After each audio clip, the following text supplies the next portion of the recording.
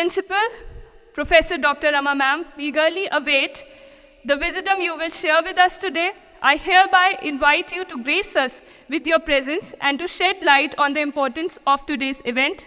Your blessings would embrace this event with positivity and goodness. आप सभी को नमस्ते।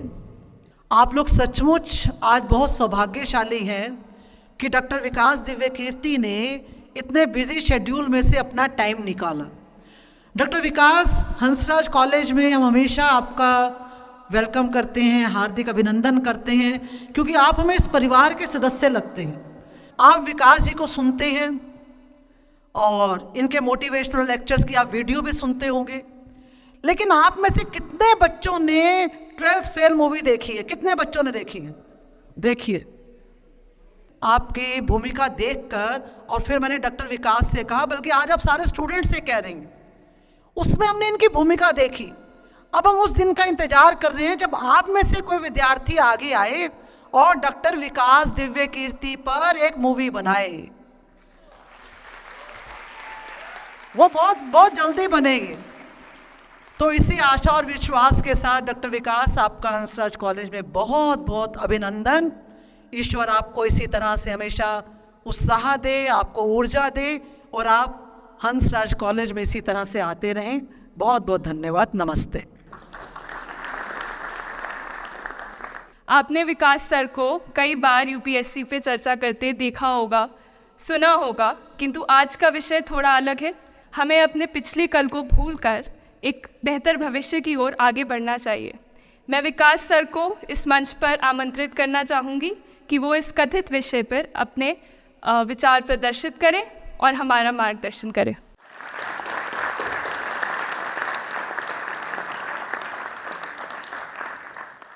आप सभी को नमस्कार। सबसे पहले मैं अपनी वरिष्ठ साथी रमा जी को धन्यवाद करूंगा। जब मैं विद्यार्थी था तो इस कॉलेज में अक्सर आता था, तब वो यहाँ नई प्राध्यापिका बनी थी। मैं डिबेटिंग कंपटीशन के लिए आता था, वो जज होती थी। इनसे प्राइज़ देना बहुत मुश्किल था, लेकिन हमने हार मानी नहीं और एक आध बार प्राइज़ जीत भी लिया उनके हाथों से। अब वो हमारी वरिष्ठ साथी हैं। करीब 30 साल से हम लोग परिचित हैं। मतलब मैं तो परिचित हूँ, वो तो ध्यान नहीं रखती होंगी, लेकिन मैं तो शुरू से ही ध्यान रखता हूँ। दूसरा शुक्रिया इस उड़ान सोसाइटी का। मैं जब पिछली बार आया था, समय की थोड़ी सी कमी रहती है, तो जब मुझे पता लगा कि हंसराज कॉलेज से 2 सोसाइटीज़ एक साथ अप्रोच कर रही है, तो मैंने दोनों बच्चों को एक साथ बुलाया एक बार अपने पास। पलक भी थी उसमें, और मैंने दोनों से निवेदन किया कि भाई एक ही बार कर लो, एक ही प्रोग्राम के पीछे दोनों बैनर लगा देना, मैं एक बार आके दोनों काम कर लूँगा। पर इन दोनों में वहाँ पर ठीक ठाक जोर आजमाइश हुई और अंत में तय हुआ कि 2 ही बार आना होगा। तो पिछली बार तो मैं करीब 6 महीने पहले आया था। निष्ठा सोसाइटी का गवर्नेंस पे एक सेमिनार था शायद। इनको हम सोच रहे थे कि टाल मटोल करके मैनेज कर लेंगे। हमने काफ़ी कोशिश की, हमारी टीम ने काफ़ी बहाने लगाए कि सर बिज़ी हैं, भारत के बाहर हैं, दुनिया के बाहर है। खूब हमने कहा। हमें लगा कि अंत में हार के गिव अप कर देंगी या लेट गो कर देंगी, कुछ तो करेंगी। पर ये नहीं मानी। इन्होंने मुझे मैसेज किए, कभी कभी लगभग हार्श होती हुई लैंग्वेज में मैसेज किया कि सर आपने वायदा किया था, कैसे पीछे हट सकते हैं। तो फिर ये हुआ कि ठीक है, आना तो है ही। अंततः आज का दिन तय हुआ। फिर टॉपिक्स की बात हुई तो इनका निवेदन था कि बस मोटिवेशन पे कुछ भी बोल दीजिए आप।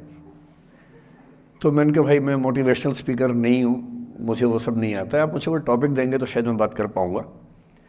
तो फिर इन्होंने कुछ टॉपिक्स भेजे 4-5 कि आप इनमें से कोई भी एक चुन लीजिए। मुझे उनमें से जो सबसे ठीक लगा आप लोगों की उम्र को देखते हुए, वो था the art of letting go. Right, the art of letting go. Letting go आपकी पीढ़ी का बड़ा प्रसिद्ध शब्द है। हमारी पीढ़ी में तो वो नहीं होता था। हम तो उस पीढ़ी के, उस क्षेत्र के लोग हैं। मैं हरियाणा से हूँ। पंजाब का असर हम पे रहा है ठीक ठाक।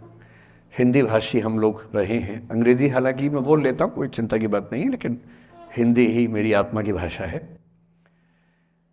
तो जब मैंने सोचा कि लेटिंग गो, मैंने अपनी टीम से पूछा क्या होता है लेटिंग गो। तो हमारी टीम में कुछ यंग लोग हैं, उन्होंने बताया कि सर ये बहुत महत्वपूर्ण चीज़ है, आप लोग नहीं समझेंगे, हमारी पीढ़ी के लोग समझते हैं इस चीज़ को। लेट गो का मतलब होता है कि छोड़ो, जाने दो। तो मैंने कहा अच्छा, ये तो हमारी पीढ़ी में भी होता था, हम इसके लिए शब्द कुछ और बोलते थे, जैसे मैनू की, तैनू की, छड्डो यार, अरे मटिया दो, अरे भाड़ में जाए, अरे देखा जाएगा, अरे देख लांगे। तो हिंदी हो, पंजाबी हो, हरियाणवी हो, बिहार में अरे मटिया दो, तो वहाँ मटिया दो बोल देते हैं। इसलिए अंग्रेजी भाषा में एक मुहावरा आ जाने से ऐसा थोड़ा है कि भारत के लोग उसके बिना काम चला रहे थे, यहाँ भी काम चल ही रहा था लंबे समय से। तो फिर मैंने कहा ये टॉपिक ठीक है, और जिस उम्र के बच्चों को एड्रेस करना है उस उम्र के बच्चे अक्सर इमोशनल टर्मोइल में रहते होंगे। यही उम्र है जब दिल लगता है, टूटता है, और करियर बनेगा नहीं बनेगा, फेलियर्स मिलते हैं। तो जिस उम्र में इमोशन सबसे ज़्यादा उठापटक करते हैं, उछल कूद मचाते हैं, एंग्जाइटी, डिप्रेशन, ये सब होता है, उस उम्र के बच्चों से बात करने के लिए सबसे मौजूद टॉपिक मुझे यही लगा, सबसे अच्छा टॉपिक यही लगा कि हम इसी पर बात करते हैं। मैं पहले डिस्क्लेमर्स लगा दूं, मैं मनोविज्ञान का अध्यापक नहीं हूं, मैंने साइकोलॉजी में ना एमए किया है, ना एमफिल, ना पीएचडी किया है, ना मैं मोटिवेशनल चीज़ें करने का कोई सर्टिफाइड अध्यापक हूं। मैं तो अपने जीवन के अनुभवों से, साहित्य से, दर्शन से, कानून से, पढ़ते पढ़ते जो मैंने सीखा, और बाकी उस सबसे ज़्यादा सीखा 50 साल के जीवन में, जिसमें से 25 साल का जीवन अध्यापन में और अपना उद्यम करने में खर्च हुआ। अनुभवों से बड़ा कोई गुरु नहीं होता, तो मैं अनुभवों से सीख के बातें करना पसंद करता हूँ। हालांकि हंसराज कोडिस का खौफ इतना ज़्यादा होता है कि जब मुझे पता लगा कि मेरा टाइम फिक्स हो गया आने का, मैंने अपनी टीम से कहा कि यार लेटिंग गो भी कोई किताब है तो देखो मैं देख तो लूँ क्या होता है। तो 2 किताबें उन्होंने भेजी, बड़े भारी भरकम अंग्रेजी ऑथर्स की थी। तो मैंने 4-5 दिन पहले पढ़ना शुरू किया। 5-10 मिनट पढ़ के मुझे लगा कि उससे बात बनेगी नहीं, वो अलग ही टाइप की बातें थी, बड़ी थ्योरेटिकल सी बातें। तो मैंने कहा क्या थियरी में क्या रखा है, हम बच्चों से बच्चों की ज़ुबान में बात करेंगे, उसका मज़ा ज़्यादा है, क्यों थियरी में जाए। तो मैं जो कुछ भी अगले 1 घंटे में, मतलब 1 घंटा की, आधा घंटा की, 1.5 घंटा, वो मैं आपके चेहरे से अंदाज़ा लगा लूँगा। आप केवल चेहरे पे भाव ऐसे ले आइएगा कितना आप सुनना चाह रहे हैं। मैं तो अभ्यस्त हूँ, मैं 8 घंटे बिना ब्रेक के पढ़ाता हूँ जनरली, तो मैं तो अभ्यस्त हूँ सुबह से रात तक पढ़ाने के लिए। आप अपना देख लीजिए कितना आप सुनने की हालत में है। और ऐसा ना हो कि मैं अपनी स्पीच सुनने के लिए मोटिवेट करूँगा आपको, वो मैं नहीं करूँगा, है ना। उससे अच्छा, उससे बेहतर ये है कि हम बीच में छोड़ देंगे, और मैं आपकी उम्र का भी ध्यान रखूँगा। छोटे छोटे बच्चे हैं, इतना टॉर्चर ठीक नहीं है, तो ध्यान रखेंगे। पर मेरा ख्याल है कि आपको मज़ा आएगा, क्योंकि आपकी उम्र से जुड़ी बातें हैं, आपको अच्छा लगेगा। मैं सबसे पहले 2 शब्दों में अंतर स्पष्ट करना चाहता हूँ। एक शब्द है गिव अप करना, एक है लेट गो करना। कभी कभी लगता है कि दोनों बातें एक जैसी हैं, पर दोनों बातें एक जैसी हैं नहीं। गिव अप करने का मतलब होता है हार मान लेना। मसलन आप कुछ कोशिश कर रहे हैं, जैसे मैं इसी एग्जांपल से बात करता हूँ। पलक ने कोशिश की कि मैं यहाँ पर आ जाऊँ, कोशिश की, और मैं ये नहीं कहना चाह रहा कि मैं बहुत व्यस्त आदमी हूँ, लेकिन हाँ व्यस्तताएं रहती हैं। मैं आजकल अवॉइड करता हूँ कि कहीं जाऊँ, क्योंकि पता नहीं पिछले 3 साल में ऐसा क्या हुआ, इन्विटेशंस इतने मुझे आने लग गए हैं। मैं 25 साल से पढ़ा रहा था, कोई पूछता भी नहीं था मुझे। ये कोविड में यूट्यूब में पता नहीं क्या हुआ है, अब पता नहीं कहाँ कहाँ से इन्विटेशन आते हैं। कुछ तो ऐसी जगह से आते हैं जिससे कोई दूर दूर तक मेरा संबंध ही नहीं है। कोई बड़ी कंपनी है, उस कंपनी का इन हाउस प्रोग्राम है, कह रहे हैं वहाँ के मोटिवेट कर। तो मैंने कहा यार मैं कैसे मोटिवेट कर दूँ मैं तो फिर अब हमने पॉलिसी बनाई है कि जितना कम हो सके उतना कम जाएं। रमा जी का आदेश तो मेरे सर माथे पर है, मेरी सीनियर है, मैं उनको मना नहीं कर सकता हूँ, लेकिन जनरली मैं कोशिश करता हूँ कि ना जाऊँ। अच्छा, मना करना ख़राब लगता है, तो हम क्या करते हैं कि धैर्य की परीक्षा लेते हैं। जैसे इनके लिए हमने सिंपल पॉलिसी है कि जब कोई बच्चा कहे आने के लिए, उसको बोलो कि सर 3 महीने फ्री नहीं है, 6 महीने फ्री नहीं है, 1 साल चंद्रमा पर गए हुए हैं, कुछ ऐसा वैसा बोल के टालो, किसी का दिल भी ना दुखे और मैं भी अपना समय बचा लूँ। तो हमने इनको बहुत परेशान किया। 3 बार 4, मतलब किया तो मेरी टीम के मेंबर ने, पर मेरे निर्देश पे किया, तो आप उनको मत कुछ कहिएगा, मैंने कहा था। तो 3 बार 4 बार 5 बार टाला, नहीं हो पाएगा, कोशिश करेंगे, अच्छा देखते हैं, नहीं हो पा रहा है, ऐसे करके।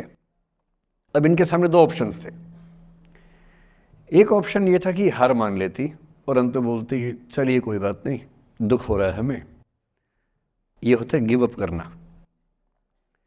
एक दूसरा स्टांस भी होता है, दूसरा स्टैंड भी होता है कि कोई चीज़ आप हासिल करना चाह रहे हैं, आपको नहीं मिल रही। मसलन ये मुझे बुलाना चाह रही है, मैं नहीं आ रहा, मैं बिना बात के भाव खा रहा हूँ, नहीं आ रहा हूँ। और एक समय के बाद ये इस मूड में आ जाती कि भाड़ में जाओ, नहीं यार तो भाड़ में जाओ, तुम जैसे बहुत देखे हैं, एक ढूंढेंगे 100 मिल जाएंगे तुम्हारे जैसे, क्या समझते हो अपने आप को। और फिर मैं कहता मैं आना चाहता हूँ, कहते नहीं हम नहीं बुलाएंगे आपको। ये होता है लेट गो करना। क्यों किसी को इतना भाव देना है भाई? अगर कोई चीज़ नहीं हासिल हो रही तो भाड़ में जाए। क्यों किसी के लिए फ्रस्ट्रेशन झेलनी है, क्यों परेशान होना है? गिव अप करने में और लेट गो करने में इतना ही अंतर है कि आपने हार मान ली या आपने जेहन से निकाल दिया, दिमाग से ही निकाल दिया। किसी चीज़ को दिमाग से निकाल देना लेट गो करना है। किसी चीज़ के लिए कोशिश करते करते हार मान लेना और उस हार की फ्रस्ट्रेशन के साथ जीना गिव अप करना है। मुझे खुशी है कि आपकी मोटिवेशनल सोसाइटी के मेंबर्स कम से कम गिव अप नहीं करते। अच्छा वो लेट गो भी नहीं किया मुझे, वरना मेरा सम्मान बच गया। और ये अच्छा है कि इसी विषय पर हम बात करना चाह रहे हैं। मैंने इस बीच में ये भी सीखा कि आपकी उम्र के बच्चों को कुछ भी बताने का सबसे अच्छा तरीका है कहानियाँ सुनाना। और आपकी उम्र की बात नहीं है, लिंक्डइन पर आप भी शायद होंगे, मैं भी वहाँ पर हूँ, जो प्रोफेशनल्स का प्लेटफॉर्म सबसे अच्छा माना जाता है। मैंने देखा कि आजकल जो बड़ी बड़ी कंपनियों के CEO हैं या CXOs कहते हैं, CFO है, CTO है या CHRO है, जो चीफ ऑफिसर्स होते हैं किसी कंपनी के, उनके लिए स्पेशल कोर्सेज चलते हैं स्टोरी टेलिंग के। और उसमें मान लिया गया है कि अगर आप किसी कंपनी के CEO बनना चाहते हैं तो बेसिकली जो स्किल आपको आनी चाहिए वो स्टोरी टेलिंग की आनी चाहिए। आप कहानी सुना सकते हो। मैं सच्ची कहानियाँ सुनाना पसंद करता हूँ, झूठ बोलने से बचता हूँ। मैं आपको 3-4 छोटी छोटी कहानियाँ सुना रहा हूँ। ये सारी कहानियाँ सच्ची हैं, 1-1% सच्ची हैं, पर मैं किसी का नाम नहीं लूँगा। जिनकी कहानी है उनका नाम नहीं लूँगा, उनकी प्राइवेसी का मामला है। पर हाँ, सच्ची कहानियाँ हैं। अच्छी बात है कि इन कहानियों के किरदार हम लोग नहीं बने, ईश्वर करे हम कभी ना बने, लेकिन कहानियाँ सच्ची हैं। जब मैं दिल्ली आया था 1990 में, मैं हरियाणा के एक शहर से, भिवानी से दिल्ली आया था पढ़ने के लिए। मेरे ड्रीम कॉलेज में हंसराज भी एक था, पर मेरा संयुक्त से मेरा एडमिशन जाकिर हुसैन में हुआ।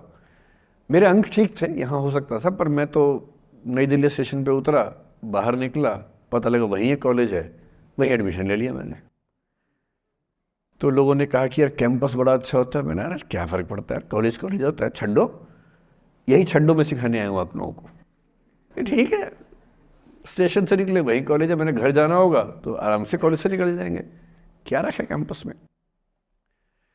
पर मेरा एक दोस्त जो मेरे साथ ही आया था उसी शहर से, उसने एडमिशन हंसराज कॉलेज में लिया।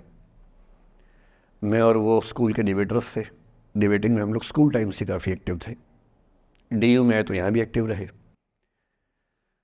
DU में मैंने करीब 5 साल डिबेटिंग की और मेरा ख्याल है कि लगभग मतलब 300-400 डिबेट्स मैंने जीती होंगी DU में, कुछ हारी भी होंगी, लेकिन मैंने खूब डिबेट, वो मेरा दरअसल दाना पानी था, रोजी रोटी मेरी वही थी कॉलेज के दिनों में। घर से पैसे मैं लेता नहीं था, मिलते भी नहीं थे, लेना क्या था, मतलब ऐसी स्थिति भी नहीं थी उस समय मेरे घर में कि मिल सके। तो डिबेटिंग मेरा रोज़गार था, एम्प्लॉयमेंट था, मेरा उससे काम चल जाता था आराम से। उसका भी चल जाता था, वो हंसराज से था, मैं जाकिर हुसैन से था। हम खूब डिबेट्स में मिलते थे। अक्सर ट्रॉफी या तो हम जीतते थे या वो जीतता था, कोई भी जीते रूम पे ही आती थी क्योंकि हम रूममेट्स थे, एक साथ ही रहते थे। वो मुझसे योग्यताओं के मामले में 21 था, बल्कि अगर वो 21 था तो मैं 15 ही रहा हूँगा या 12 रहा हूँगा, 22 या 21 तो नहीं रहा हूँगा, मुझसे बेहतर था योग्यताओं में। बड़ा अच्छा व्यक्ति था। ग्रेजुएशन के बाद मैंने MA हिंदी साहित्य में एडमिशन लिया, जबकि BA ऑनर्स हिस्ट्री में किया था मैंने। उसने तय किया कि वो कुछ और करेगा, प्रोफेशनल कोर्स करेगा, नौकरी करेगा। तो वो चला गया दिल्ली से, मैं दिल्ली में रहा। फिर मैं एमए के बाद तैयारी करने लगा यूपीएससी की। तब तक मैं यूजीसी जेआरएफ कर चुका था। पहला अटैम्प्ट दिया, प्रीलिम्स हो गया। मेंस मेरा 96 के मेंस की बात कर रहा हूँ, मेंस शुरू होने वाला था, 2 दिन रह गए थे। करीब 10 दिन पहले वो मेरे पास आया हुआ था दिल्ली में, मिलजुल के अच्छे से बात करके गया था। उन दिनों उसका एक प्रेम संबंध कहीं हमारी ही एक मित्र के साथ चल रहा था। हम सब दोस्त थे, तो उनमें से 2 लोगों का आपस में एक अफेयर था। मुझे नहीं पता क्या हुआ, लेकिन मेरे मेन एग्ज़ाम से 2 दिन पहले रात को 12 बजे एक फ़ोन आया और ये बताया गया कि मेरे दोस्त ने फंदा लगा के अपनी जीवन लीला समाप्त कर ली है। वो दिल्ली से दूर था कहीं, और जिस व्यक्ति के बारे में मेरी राय ये थी कि उतना जीवट वाला व्यक्ति कोई हो नहीं सकता, जो ज़िंदगी से हार सकता ही नहीं, जिसके होने से कई लोग हमेशा जीता हुआ महसूस करते हैं, वो चुपचाप एक बंद कमरे में ज़िंदगी से हार गया। मैं आज तक नहीं समझ पाया कि ऐसा कैसे हुआ। बाद में टटोला, उसके पेरेंट्स से बात हुई, भाई से बात हुई। उन्होंने उसकी याद में एक सोशल वर्क शुरू किया ताकि किसी और बच्चे को ऐसा ना करना पड़े। तो जो हल्का हल्का अनुमान हुआ वो है कि शायद कुछ ऐसा था रिलेशनशिप में जो नहीं संभल पाया था, और रिश्ता टूट ना जाए इसका दबाव बहुत ज़्यादा था, और वो दबाव झेल नहीं पाया। इस उम्र में ऐसा फेज़ आता है, कई बार आता है। ये एक कहानी है, हंसराज कॉलेज से ही जुड़ी है, इसलिए मैंने सोचा कि वहीं से बात शुरू करूँ। नाम जैसा कि मैंने कहा मैं नहीं बताऊंगा, तो नाम बताने का मतलब भी नहीं। और वो जिसकी मैं कहानी सुना रहा हूँ, आप लोगों के जन्म से पहले की बात है। आप तो सब 21वीं सदी वाले बच्चे होंगे ना, जेन ज़ी होंगे आप सब लोग, तो ये तो बहुत पुरानी बात है। एक दूसरी कहानी सुनाता हूँ। मैं आपको 2-3 कहानियाँ सुनाऊंगा, फिर उन सबका सार निकाल लेंगे एक साथ हम लोग। दूसरी कहानी ये है कि जब मेरा सिलेक्शन हो गया 97 में, मतलब 96 अटैम्प्ट में पहले बार में मेरा सिलेक्शन हो गया था, मैं एक्सटेंशन लेके तैयारी कर रहा था, और डीयू में मैं पढ़ा भी रहा था उस समय। तब मैं शायद डीएवी कॉलेज में था या अग्रसेन को, मैं 2 जगह पढ़ाया डीयू में, तो उनमें से किसी कॉलेज में पढ़ा रहा था उस समय में। तो उस समय एक लाइब्रेरी है कैंपस में ही, सेंट्रल रेफरेंस लाइब्रेरी, आप जानते होंगे, CRL बोलते हैं, जो विवेकानंद जी की स्टैचू है उसके सामने ही वो लाइब्रेरी है। उस लाइब्रेरी में नीचे सब बैठ के पढ़ते हैं, और टॉप फ्लोर पे रिसर्च फ्लोर है जहाँ MPhil PhD वाले बच्चे पढ़ते हैं। मैं उस समय शायद PhD कर रहा था या MPhil खत्म हुई थी, वहीं बैठता था, पढ़ता था रोज़। कई दोस्त पढ़ते थे हम लोग वहाँ। हम सुबह 8 बजे लाइब्रेरी खुलते ही वहाँ घुसते थे, रात को 1 बजे निकलते थे लाइब्रेरी बंद होने के समय। तो वहाँ एक छत थी, छत पे छोटी सी कैंटीन थी जहाँ हम लोग जब जब बोर होते थे दिन में 3-4 बार जाके चाय पीते थे। चाय पी ली, बिस्किट खा लिया, थोड़ी गप्पे मार ली, वो सब वहाँ करते थे। तो वहाँ मेरे बहुत सारे दोस्त थे, उनमें से कई लोग अब बहुत सीनियर सिविल सर्वेंट्स हैं, कुछ लोग प्रोफेसर्स हैं डीयू में। 2 बच्चे थे मुझसे जूनियर, 3-4 साल जूनियर थे, बड़े प्यारे बच्चे थे। मुझे उस समय तक पढ़ाई लिखाई का शौक अच्छा खासा हो गया था, तो वो रोज़ मेरे साथ बैठते थे केवल बात करने के लिए। किसी मुद्दे पर बहस करनी है तो बहस होती थी, समझते थे। फिर मुझे पता लगा कि वो दोनों रिलेशनशिप में हैं, रिश्ते में हैं, दोनों ने शादी भी कर ली। उनकी योजना डीयू में पढ़ाने की थी या सिविल सर्विस की भी थी, शायद पता नहीं। मेरा इंटरेक्शन बहुत ज़्यादा उसके बाद रहा नहीं उनसे, क्योंकि मैं सर्विस में चला गया था। इतने जिज्ञासु बच्चे थे दोनों, इतने जिज्ञासु कि उनसे मिलकर तबीयत खुश हो जाती थी, कि हर चीज़ जानने का मन करता था उनका, हर विषय पढ़ने का मन करता था। एकदम जीवन से भरे हुए बच्चे, आंखों में चमक ऐसे। फिर दोनों की शादी हुई तो मैं शादी में जा नहीं पाया, क्योंकि मेरा रिश्ता सिर्फ लाइब्रेरी में 1 घंटा गप मारने वाला था, उससे ज़्यादा था नहीं रिश्ता उनके साथ। फिर सुनता रहता था कि मैं सब बढ़िया चल रहे, पढ़ाई कर रहे हैं, तैयारी कर रहे हैं।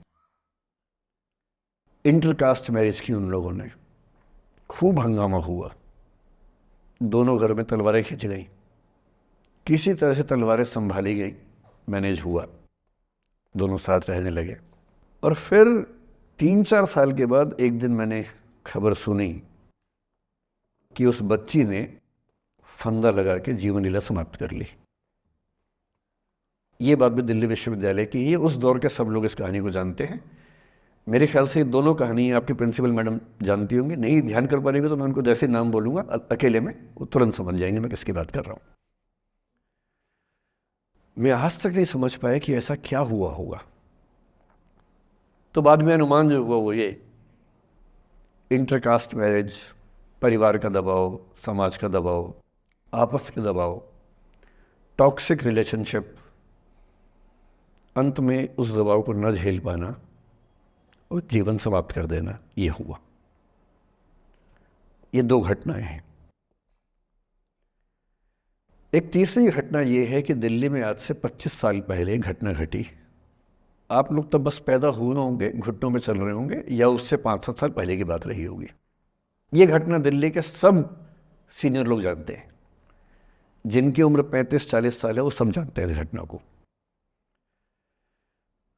मोबाइल फ़ोन में वीडियो नया नया आया था उस समय। अब तो आपके हर फ़ोन में वीडियो है, अब तो सामने भी है, ताकि आप वैसा वाला मुंह बना के सेल्फी खिंचवा सके। पाउट बोलते हैं ना, मैं उसको देसी भाषा में सूअर जैसा मुंह बोलता हूँ, और वैसा ही बनता भी है, क्यूट क्यूट सा सूअर जैसा मुंह बना के लोग सेल्फी खिंचवाते हैं, उसको बोलते हैं पाउट। तब तो कैमरा फ़ोन में पहली बार आया था, तब लोग अभ्यस्त नहीं थे। अब जैसे आप लोग कितने अभ्यस्त होंगे, हम भी होने लग गए अब हम किसी से बात करते हैं तो हम ये एज्यूम करके चलते हैं कि उसने फ़ोन में कुछ ना कुछ ऑन कर रखा होगा, या तो आवाज़ रिकॉर्ड करेगा या वीडियो बनाएगा। तुम कितने केयरफुल होकर बोलते हैं, कितने कॉन्शियस रहते हैं। और सर्विलांस सोसाइटी की सबसे बुरी बात यह है कि हम हमेशा चौकन्ने रहते हैं, हम सहज हो ही नहीं पाते। सहज रूप से 2 लोग बात कर लें, हो ही नहीं पाता।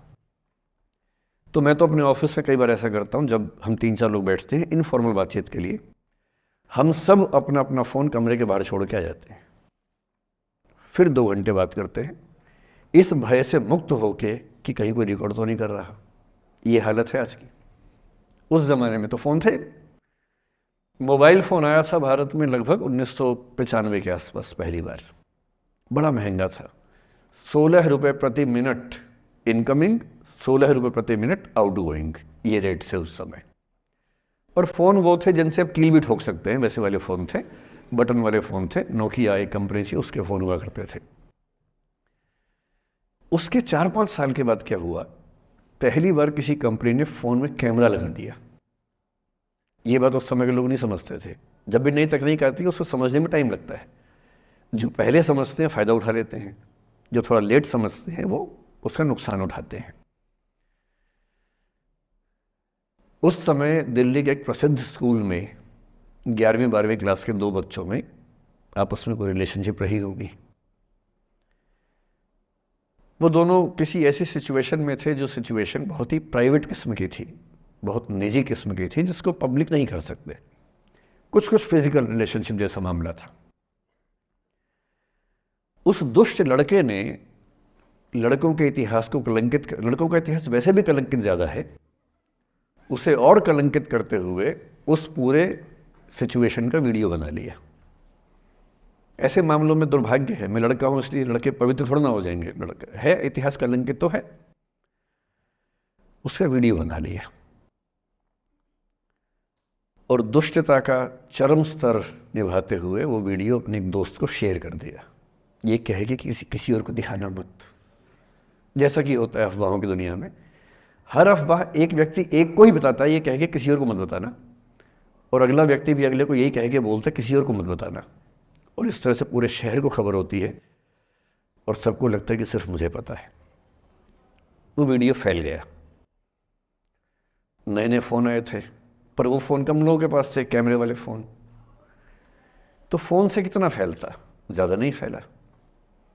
लेकिन उस समय दिल्ली की एक कुख्यात मार्केट हुआ करती थी, पालिका बाज़ार, अभी भी है, पर तब वो कुछ और कामों के लिए कुख्यात हुआ करती थी। अब तो कपड़े मिलते हैं, तब कपड़ों के साथ कई चीज़ें और मिलती थी वहाँ। जैसे गंदी फिल्मों की सीडी चाहिए हो तो वहाँ मिलती थी, ग्रे मार्केट में चोरी छिपे। इस वीडियो को सीडी में कन्वर्ट करके लोगों ने वहां से खरीदा, लाखों करोड़ों की संख्या में। नए नए टेलीविज़न चैनल प्राइवेट आए थे और प्राइवेट टीवी चैनल को खबरों की भूख इतनी होती है कि वो खबर के लिए जान दे सकता है और जान ले भी सकता है किसी की।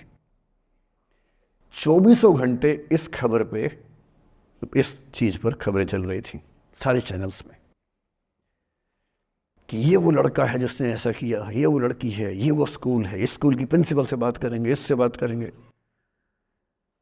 वो जो बच्ची थी जिसकी इसमें कोई गलती नहीं थी सिवाय इसके कि वो किसी एक लड़के से प्रेम करती थी, जो कि उस उम्र में बच्चे कर बैठते हैं। इसके लिए बहुत चिल्लपौनी मचानी चाहिए। बच्चों को आप हर बात पे अपराधी नहीं मान सकते। उस बच्चे की गलती सिर्फ इतनी थी कि उसने अपने दोस्त पे भरोसा किया जो भरोसे के लायक था नहीं। वो नीच किस्म का व्यक्ति था जिसने उस संबंध की गरिमा को समझा नहीं। उस बच्ची के घर के बाहर 24 घंटे न्यूज़ चैनल से कैमरे खड़े रहे। घर से कोई भी निकले 50 कैमरे पीछे, आप बताइए आपकी बेटी कैसी है, आप बताइए आपकी बहन कैसी है। अंत में उस पिता ने अपनी बच्ची को इस देश से बाहर भेज दिया। उसके कुछ दिन बाद की जो खबर टीवी चैनल से नहीं दिखाई, उसके पिता ने आत्महत्या कर ली। ये तीसरा इंसिडेंस है। ये सारी खबरें सच्ची बता रहा हूं मैं, इनमें से एक भी झूठ नहीं है। झूठी कहानियों से मोटिवेशन दिया जा सकता है, मैं जानता हूं, पर जब सच्ची कहानियां हैं तो मैं झूठ क्यों बोलूं? सारी सच्ची कहानियां बता रहा हूं मैं आपको। एक चौथी कहानी जो आप में से कई लोगों की होगी। मेरा एक स्टूडेंट है, सिविल सर्वेंट है, सीनियर लेवल पे है, करीब 40 साल का है। उसने आज तक शादी नहीं की। क्या उसकी शादी करने की इच्छा नहीं थी? पूरी इच्छा थी। फिर क्यों शादी नहीं की? भाई कुछ लोग तो होते हैं कि शादी करनी ही नहीं, कोई मिशन है। योगी जी है, मोदी जी है, ठीक है, उनका तो मिशन है। ममता जी है, उनका मिशन है। पर जिसका जीवन में ऐसा कोई मिशन नहीं है और जिसको प्रेम करने का मन भी करता हो, वो तो शादी करता है आमतौर पे। उसने शादी क्यों नहीं की जानते हैं? जब वो 25-26 की उम्र में था, जब वो मेरा विद्यार्थी भी था, एक दिन मेरे पास आके बोला कि सर एक बात करना चाहता हूँ। मुझसे मेरे स्टूडेंट्स ऐसी बातें खूब करते हैं पर्सनली आके, अब तो मैं टाइम कम दे पाता हूँ, पहले तो ये सब होता रहता था क्लास के अलावा। एकदम रोता हुआ आया, आंखों में आंसू भरे हुए बहुत सारे। मैंने क्या हो गया भाई? तो फिर उसने किसी का नाम बताया कि सर वो ही मेरी स्टूडेंट थी, कि सर उसके साथ रिलेशनशिप थी, उसने धोखा दिया है मुझे। अच्छा, धोखा देने वाली कहानियाँ मुझे बहुत अपील नहीं करती। मेरा मानना है कि दोनों पक्षों की गलतियाँ होती हैं। आप केवल अपने पर्सपेक्टिव से सोच के धोखा करते रहते हैं, ऐसा थोड़ा ना होता है भाई। कुछ तो मजबूरियाँ रही होंगी, कोई यूं ही बेवफा नहीं होता, कुछ तो वजह होगी ना। आप थोड़ा उसकी वजह, उसका भी तो, उसकी कहानी भी तो सुनिए। और मैं जब दोनों कहानियाँ सुनता हूँ मुझे लगता है कि मामला ग्रे है। आप किसी एक पे उंगली उठा ही नहीं सकते कि इसने ऐसा किया। दोनों की गलतियाँ होती हैं, ऐसा थोड़ा कि एक की होती है। बहरहाल इन भाई साहब को ऐसा लगा कि धोखा हो गया उनके साथ। तो मैंने कहा चलो कोई बात नहीं यार, हो गया तो हो गया, तू नहीं कोई और सही, ऐसा क्या है। इतनी बड़ी दुनिया है, 8 अरब की आबादी अब है, उस समय भी 6-7 अरब तो थी। मैंने कहा 3.5 अरब 350 करोड़ में कोई तो होगी तुम्हारे लिए, ऐसा क्या है, कोई और देखेंगे। पर वो थोड़ा ज़्यादा सेंटिमेंटल था उस समय। धीरे धीरे पता नहीं उसके मन में क्या बैठ गया, उसके मन में ये बैठा कि दुनिया की सारी लड़कियां धोखेबाज होती हैं। ऐसे मूर्खों की कमी नहीं है दुनिया में, ऐसे बहुत मूर्ख हैं। दर्शन की दुनिया में इसे अवैध सामान्यीकरण कहते हैं, इलिसिट जनरलाइजेशन। इसका मतलब बहुत छोटे सैंपल के बेस पे ये समझ लेना कि ये थियरी पूरे ब्रह्मांड पर लागू होती है।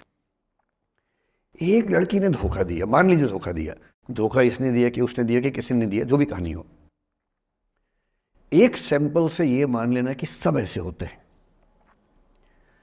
और उसके बाद से उसने कम से कम 10 बार कोशिश की, 10 लोगों से मिला, बातचीत की शादी के लिए। डेटिंग तो क्या करेगा 40 की उम्र में, लेकिन हाँ बातचीत करके देखा कि शायद रुचियाँ मिल जाएं, स्वभाव मिल जाए तो शादी के बारे में सोचें। हर बार 3-4-5 मीटिंग के बाद वापस हट जाता है। अब तो मैंने पूछना बंद कर दिया है। जब तक मैं पूछता था, बोलता था कि सर 3-4 मीटिंग के बाद लगता है कि ये भी वैसी ही है। मैंने कहा भूल जाओ भाई, उससे भूल जाओ, बात खत्म हो गई। उसके बच्चे घूम रहे हैं आजकल स्कूल में, अब तुम कम से कम शादी तो कर लो। वो भाई साहब आज तक अकेले हैं और अब तो बाज़ार में मूल्य भी कम हो गया उनका, अब विकल्प भी ज़्यादा नहीं मिलते हैं। अब जो विकल्प मिल रहे हैं वहाँ उसकी रुचि और कम हो गई है, तो पूरी संभावना है कि वो जीवन अकेले ही गुजरेगा अब उसका। एक अंतिम एग्जाम्पल देके फिर मैं निष्कर्ष की तरफ बढ़ूँगा। मैं एक आईएएस ऑफिसर को जानता हूँ, 2 आईपीएस को जानता हूँ, बहुत योग्य लोग, देश के सबसे अच्छे संस्थाओं से पढ़े हुए लोग, प्रॉपर आईएएस प्रॉपर आईपीएस में नौकरी करने वाले लोग, और इन तीनों ने अपना जीवन समाप्त कर लिया नौकरी में रहते हुए। क्यों? क्योंकि नौकरी और घरेलू जो दुविधाएं थी उनको झेल नहीं पा रहे थे, ना झेल पा रहे थे ना भूल पा रहे थे, लेट गो नहीं कर पाए तो गिव अप कर दिया। और इसलिए मुझे अक्सर लगता है कि जितनी चीज़ें हम सिखाते हैं बच्चों को, हिस्ट्री, इकोनॉमिक्स, लिटरेचर, वो सब ठीक है, उनका भी महत्व है। शायद उससे ज़्यादा महत्व इस चीज़ का है कि ये समझें कि अपने इमोशंस को कैसे मैनेज करना है। जब जीवन में ऐसा लगे कि सब खत्म हो गया है, जब जीवन में लगे कि बहुत टॉक्सिक किस्म की लाइफ हो गई है, उससे बाहर कैसे निकलें, शायद ये सबसे महत्वपूर्ण लेसन होता है जो हम सबको सीखना चाहिए। मैंने कहीं से सीखा नहीं है, ना मैंने ऐसी किताबें पढ़ी हैं, हालांकि मैंने 2 किताबें मंगवाई हैं पिछले हफ्ते, पढ़ी नहीं है अभी तक, तो मैं किताबों के बेस पे नहीं जानता कैसे सीखते हैं, लेकिन ज़िंदगी से तुम सीख सकते हैं। इन कहानियों का सबका एक ही सार है, वजह अलग अलग है। एक व्यक्ति ने इसलिए अपना जीवन समाप्त किया कि वो रिश्ता उसके हाथ से छूट रहा था। एक ने इसलिए जीवन समाप्त किया कि रिश्ता बन गया था पर समाज के दबाव, घर के दबाव मैनेज नहीं कर पाए। एक ने ज़िंदगी भर शादी नहीं की सिर्फ इसलिए कि वो पुरानी यादों को भूल नहीं पाया। अरे एक बार गलती हो गई तो हो गई, आगे तो संभावना जीवन में है भाई, क्यों इतना हावी रखना है उसी दिमाग के ऊपर। कुछ लोग देश की सबसे अच्छी नौकरी में होकर हर पैमाने पर सफलता की हर कसौटी पर खरा उतरने के बाद जीवन नहीं बचा पाए, क्योंकि दूसरों की नज़र में आप बहुत सफल हो जाए, अपनी नज़र में शून्य हो, तो फिर जीवन कैसे बने, जीवन कैसे बचे। इन सारी कहानियों का मूल भाव एक ही है। अगर आप खुद को हैंडल नहीं कर सकते तो दुनिया को क्या हैंडल करेंगे। दुनिया को हैंडल करने से पहले खुद को हैंडल करना सीखना पड़ता है, और उसका सबसे आसान जो रामबाण उपाय है उसको बोलते हैं द आर्ट ऑफ लेटिंग गो, जाने दो। वो अफसाना जिसे अंजाम तक लाना न हो मुमकिन, उसे एक खूबसूरत मोड़ देकर छोड़ना अच्छा। साहिर ने लिखा। प्रेम की दुनिया के बारे में साहिर से अच्छा कौन लिखेगा। तारुफ समझते, तारुफ ना परिचय, इंट्रोडक्शन। कहते तारुफ रोग बन जाए तो उसको भूलना बेहतर। अरे परिचय हुआ किसी से, आपकी भाषा में इंट्रो हुआ, यही बोलते हो ना आप लोग, इंट्रो हो गया, इंट्रो हुआ, दोस्ती हुई, बाद में लगा रहे यार ये तो ऊट पटांग आदमी है या ऊट पटांग लड़की है, छोड़ो फिर, ऐसा क्या लोड लेना है। तारुफ रोग बन जाए तो उसको भूलना बेहतर, ताल्लुक बोझ बन जाए तो उसको तोड़ना अच्छा, वो अफसाना जिसे अंजाम तक लाना ना हो मुमकिन, उसे एक खूबसूरत मोड़ देकर छोड़ना अच्छा। बस करना यह है कि खूबसूरत मोड़ देकर छोड़ना है, हाथ में तेजाब की बोतल लेके नहीं। और आज की पीढ़ी का ये समझना बहुत ज़रूरी है कि छोड़ना भी अच्छे तरीके से हो सकता है। तो मैं उस बात पर आऊँ उससे पहले थोड़ा संक्षेप में समझा दूँ। मुझसे कुछ बच्चों ने पूछा इस बीच में कि जितना आसानी से आप बोल रहे हैं क्या सच में इतना आसान होता है? कैसे छोड़ें उन चीज़ों को जो मन पर हावी हैं, उन इमोशंस के टर्मोइल को, उन इमोशंस की इंटेंसिटी को कैसे मैनेज करें? क्या सच में इतना आसान होता है? आसान तो नहीं होता है। मेरी उम्र में आसान है, आपकी उम्र में आसान नहीं होता है। मेरी उम्र में क्यों आसान है? क्योंकि ये सारा खेल हार्मोन्स का है, ये सारा खेल केमिस्ट्री का है। हम सब दरअसल बहुत सारे केमिकल्स, जिनमें से कुछ का नाम हार्मोन्स हैं, उन केमिकल्स और हार्मोन्स के बहुत सारे इंटरेक्शंस के रिजल्ट हैं। इसलिए जब कोई बच्चा जैसे छोटे बच्चे हमेशा उछलते रहते हैं, पेरेंट्स थके रहते हैं, ये इन सभी केमिस्ट्री का परिणाम है, शौक का मामला नहीं है। आपकी उम्र जो होती है किशोरावस्था और युवावस्था की शुरुआती उम्र, मैं मान के चल रहा हूँ कि आप सब लोग 17 से 22-23 के बीच के लोग हैं, बच्चे हैं। कुछ तो अभी शादी भी नहीं कर सकते होंगे, वो वाले होंगे ना। लड़के तो नहीं कर सकते होंगे भी, 21 के कहाँ हुए होंगे। तो वो वाली उम्र आप लोगों की है। इस उम्र में इमोशंस का टर्मोइल, इस उम्र में इमोशंस का बिखराव इतना ज़्यादा होता है कि संभालना बड़ा मुश्किल होता है। जैसे जैसे आप मैच्योर होंगे, बड़े होंगे, बूढ़े होंगे, बूढ़े और मैच्योर काफ़ी हद तक समानार्थक शब्द होते हैं। बूढ़ा आदमी आमतौर पर मैच्योर हो ही जाता है, और जो मैच्योर हो जाता है उसको लोग बुढ़ा ही बोलते हैं, चाहे वो दोस्त हो आपका। तो मैच्योर होने के बाद मैच्योरिटी के कई लक्षण हैं, 10-20 लक्षण। उनमें से एक ये है कि आपके इमोशंस में इंटेंसिटी उतनी नहीं रह जाती जितनी बचपन में होती है।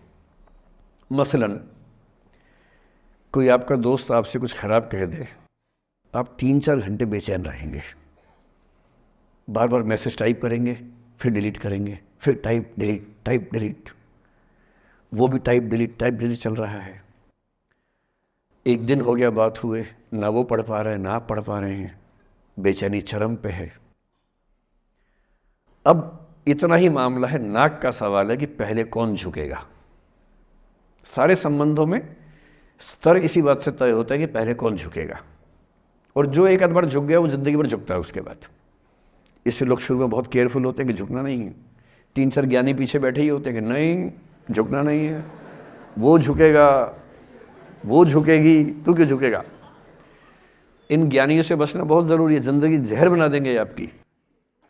अब दोनों ईगो फाइट कर रहे हैं कि पंजा किसका गिरेगा, इस पर फाइट चल रही है। 2 दिन हो गए, 3 दिन हो गए, उसके बाद एक आध आदमी पिघल जाता है, उसको लगता है भाड़ में जाए यार, बात ही नहीं हो पा रही, तुम ईगो कर रहे हो। फिर वो फ़ोन मिलाता है, ये भी फ़ोन की इंतज़ार में 3 दिन से सो भी नहीं रहा बेचारा। हीरो बेशक बन ले पर बेचैन तो भाई। खटाक से फ़ोन उठता है, अब दोनों कान में फ़ोन लगा के रखिए, कोई नहीं बोल रहा, चुप। क्या बातचीत चल रही है सोचिए, एक भी शब्द नहीं, एकदम चुप। थोड़ी देर के बाद कंफर्म करने के लिए कि है भी या नहीं, एक बोलता है हेलो, वहाँ से आवाज़ आती है कोई एक मैं थोड़ा ऐसी जोकर टाइप की बात करता हूँ, मुझे मोटिवेशनल स्पीकर ना समझे आप लोग, मैं ऐसी हंसी मजाक ही करना आता है मुझे, वही मैं करता हूँ। लेकिन इससे आप ये ना सोचिए कि मुझे पढ़ाना नहीं आता, मैं पढ़ा भी लेता हूँ इसके लिए मुझे वो भी आता है, लेकिन अभी क्योंकि आप बच्चे छोटे हैं तो मैं आपके साथ वैसी बात ही कर रहा हूँ। अब ये सब चल रहा है।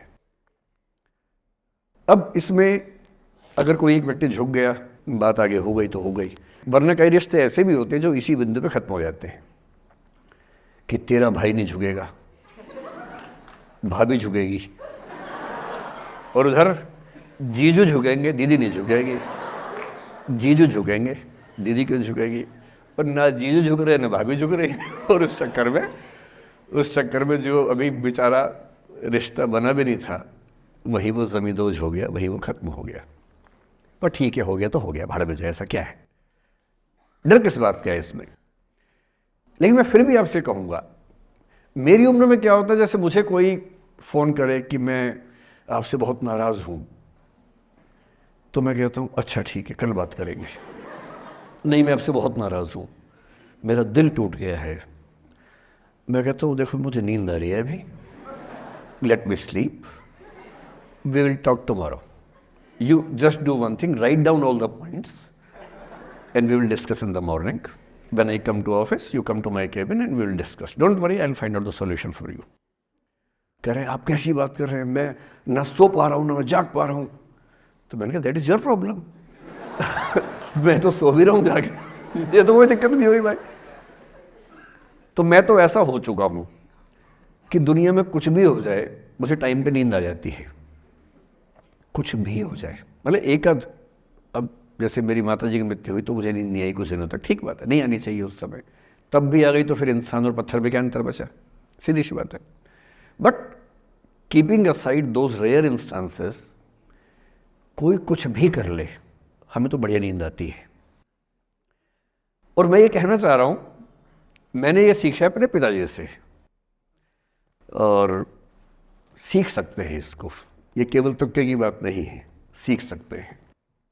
मेरे जो पेरेंट्स हैं, पिताजी और माँ, वो एक अनूठा कॉम्बिनेशन है. अच्छा, आप किसी शादीशुदा जोड़े से अकेले में बात करके देखिए, जब वो कंफर्टेबल हो आपके साथ, आप उनको बोलिए कि मुझ में और मेरी पत्नी में या मुझ में और मेरे पति में ज़्यादा चीज़ें मैच नहीं होती हैं. सीरियस होकर बोलना, मजाक के मूड में नहीं, सीरियस मुंह बना के बोलिए, थोड़ा भरोसे में लेके. दुनिया का हर जोड़ा आपसे बोलेगा आप में तो फिर भी कुछ मैच होता है, हम में तो कुछ मैच नहीं होता, एक भी मैच. सारे जोड़े ऐसे ही चल रहे हैं. सबको लगता है कि उसका घर बढ़िया चल रहा है, मेरा ही ठीक नहीं चल रहा, क्योंकि उसका घर आपने फेसबुक पे देखा है, अच्छी अच्छी फोटो देखी हैं. 24 घंटे में से जो 2 अच्छे मिनट आए थे, उसमें ली गई 25 फोटो में से बेस्ट फोटो फेसबुक पे आई थी. और अपने घर में आप बाकी 24 घंटे में से 2 मिनट छोड़ के बाकी देख रहे हैं. तो दूसरे का घर हमेशा अच्छा लगता है कि यार लाइफ हो तो उनके जैसी हो. तो हमारे माता पिता भी स्वभाव उनका भी थोड़ा अलग रहा, सबका है, हमारा भी है. तो मेरे पिताजी हैं मस्त मौला आदमी, जैसे कबीरदास एकदम फक्कड़ मस्त मौला आदमी, भाड़ में जाए दुनिया उस मूड में रहते हैं, नुकसान हो जाए भाड़ में जाए. गीता का सार उन्होंने अपने मन में बिठा लिया है. उनका बड़े से बड़ा नुकसान हो जाता है तो क्या बोलते हैं, हमारा क्या था जो लाए थे, जो लिया यहीं से लिया, जो दिया यहीं दिया, साथ लेके क्या जाना है, बात खत्म. कोई टेंशन ही नहीं उनको. और बाकी सब लोग टेंशन में कि अब क्या करें, ये हो गया वो हो गया, कैसे मैनेज करें. मेरी माँ को तनाव हो जाता था, और जब पिताजी ऐसे हो तो माँ को तनाव होगा, सीधी सी बात है. अगर माँ वैसी होती पिताजी तनाव में रहते हैं, तो सामान्य बात है. जब घर में एक व्यक्ति मस्त मौला हो तो बाकी लोग तनाव तो फिर बांटेंगे ना आपस में. वो बड़ा तनाव में रहती थी.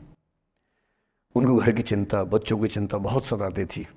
पिताजी भी चिंतित थे बच्चों को लेकर, जैसे कोई पिता होता है, पर उनकी नेचर थी कि ठीक है देख लेंगे जो होगा, अरे देख लेंगे, अरे भाड़ में जाओ, उस मूड में रहते हैं, आज भी रहते हैं.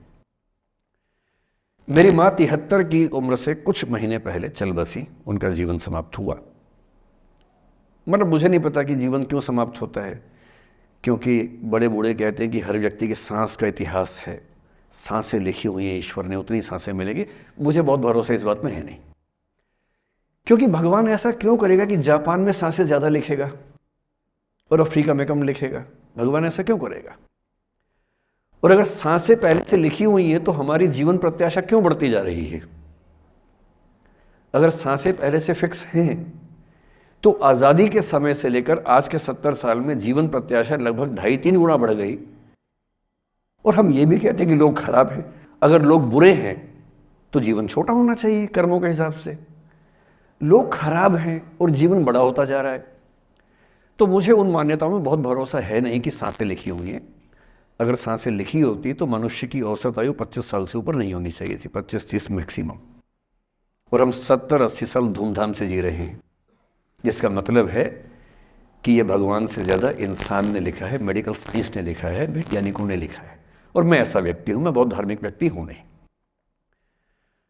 और मैं इसको छिपाता भी नहीं हूँ. मैं बहुत छिप छिप के बहुत जी लिया. अब मैंने ठान लिया कि मैं जैसा हूँ वैसा रहूँगा.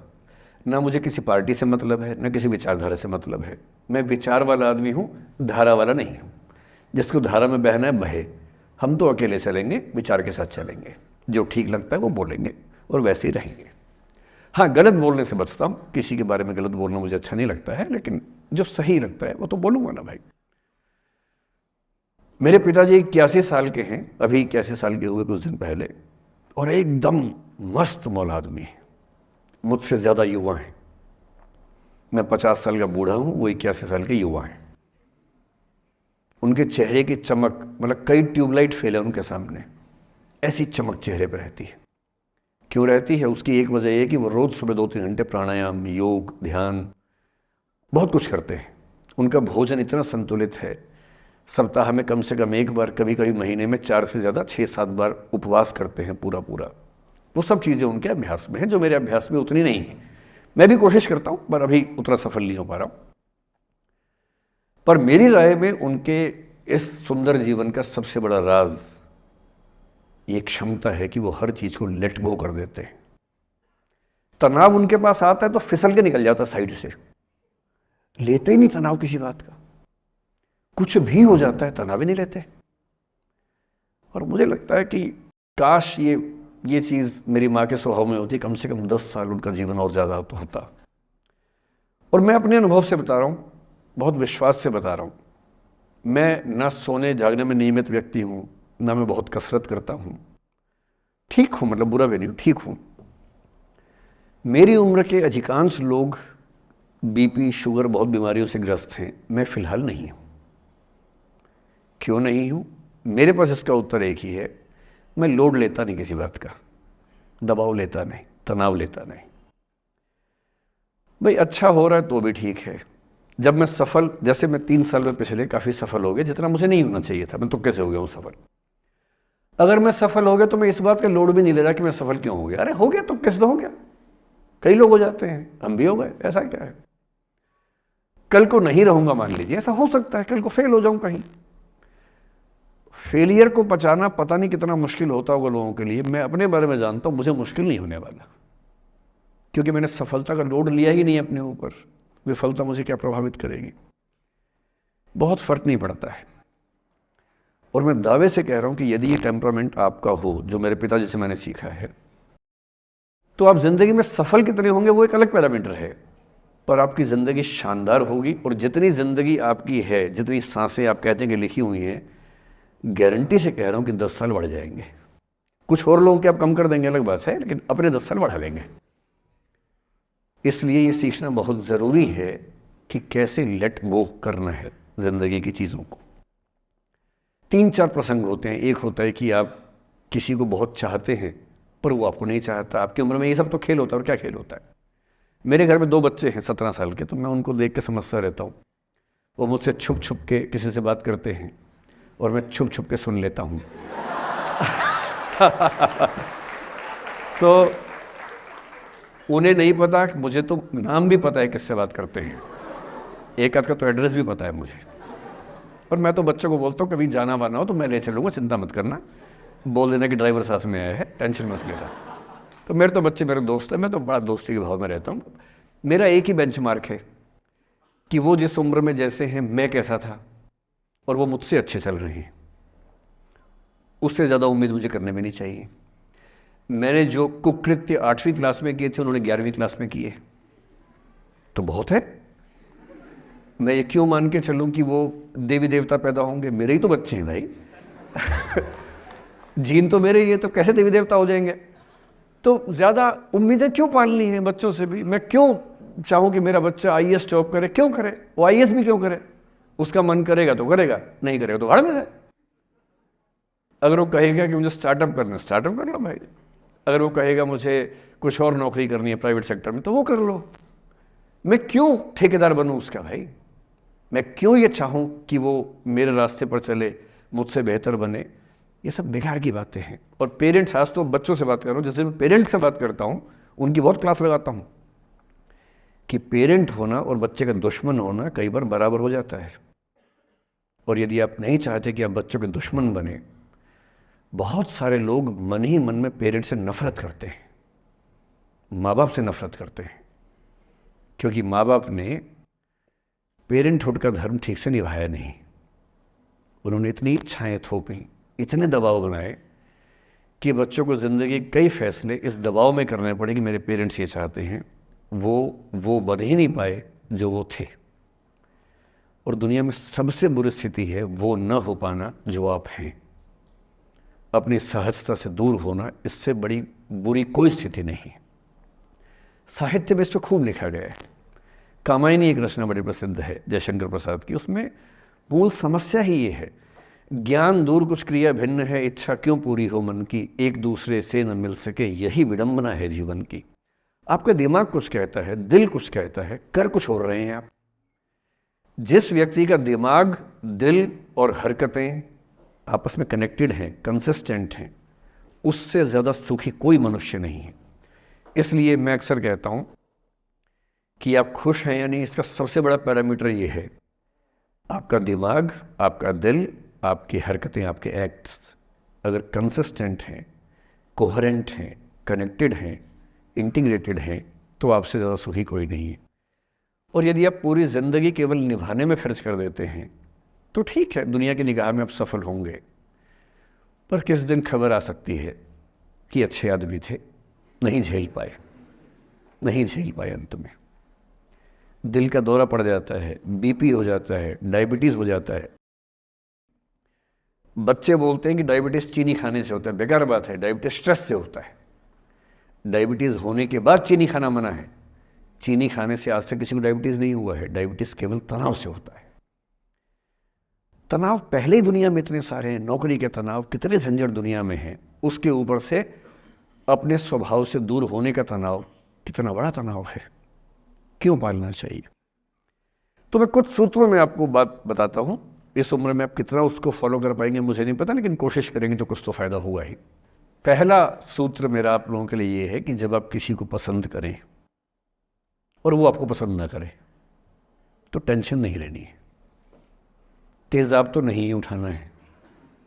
ठीक, कई लोग इस मूड में रहते हैं, मुझे पसंद नहीं करेगी, मुझे, मैं राजा हूँ, मैं नवाब हूँ, मुझे पसंद नहीं करेगी। अरे तू क्या है भाई, नहीं पसंद हो तो नहीं पसंद हो, ये क्या बात हुई।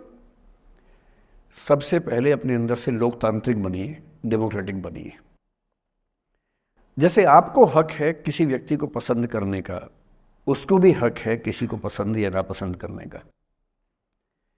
यदि कोई ऐसा व्यक्ति जिसको आप पसंद नहीं करते वो आपको प्रपोज करे तो आप उसको मना ही तो करेंगे। बस मना इज्जत से कीजिए, किसी को बेआबरू करके मत भेजिए। ये नहीं कि अच्छा तुम शीशा देखा है कभी, रुको आईना मेरी जेब में लो, ऐसे नहीं करना है।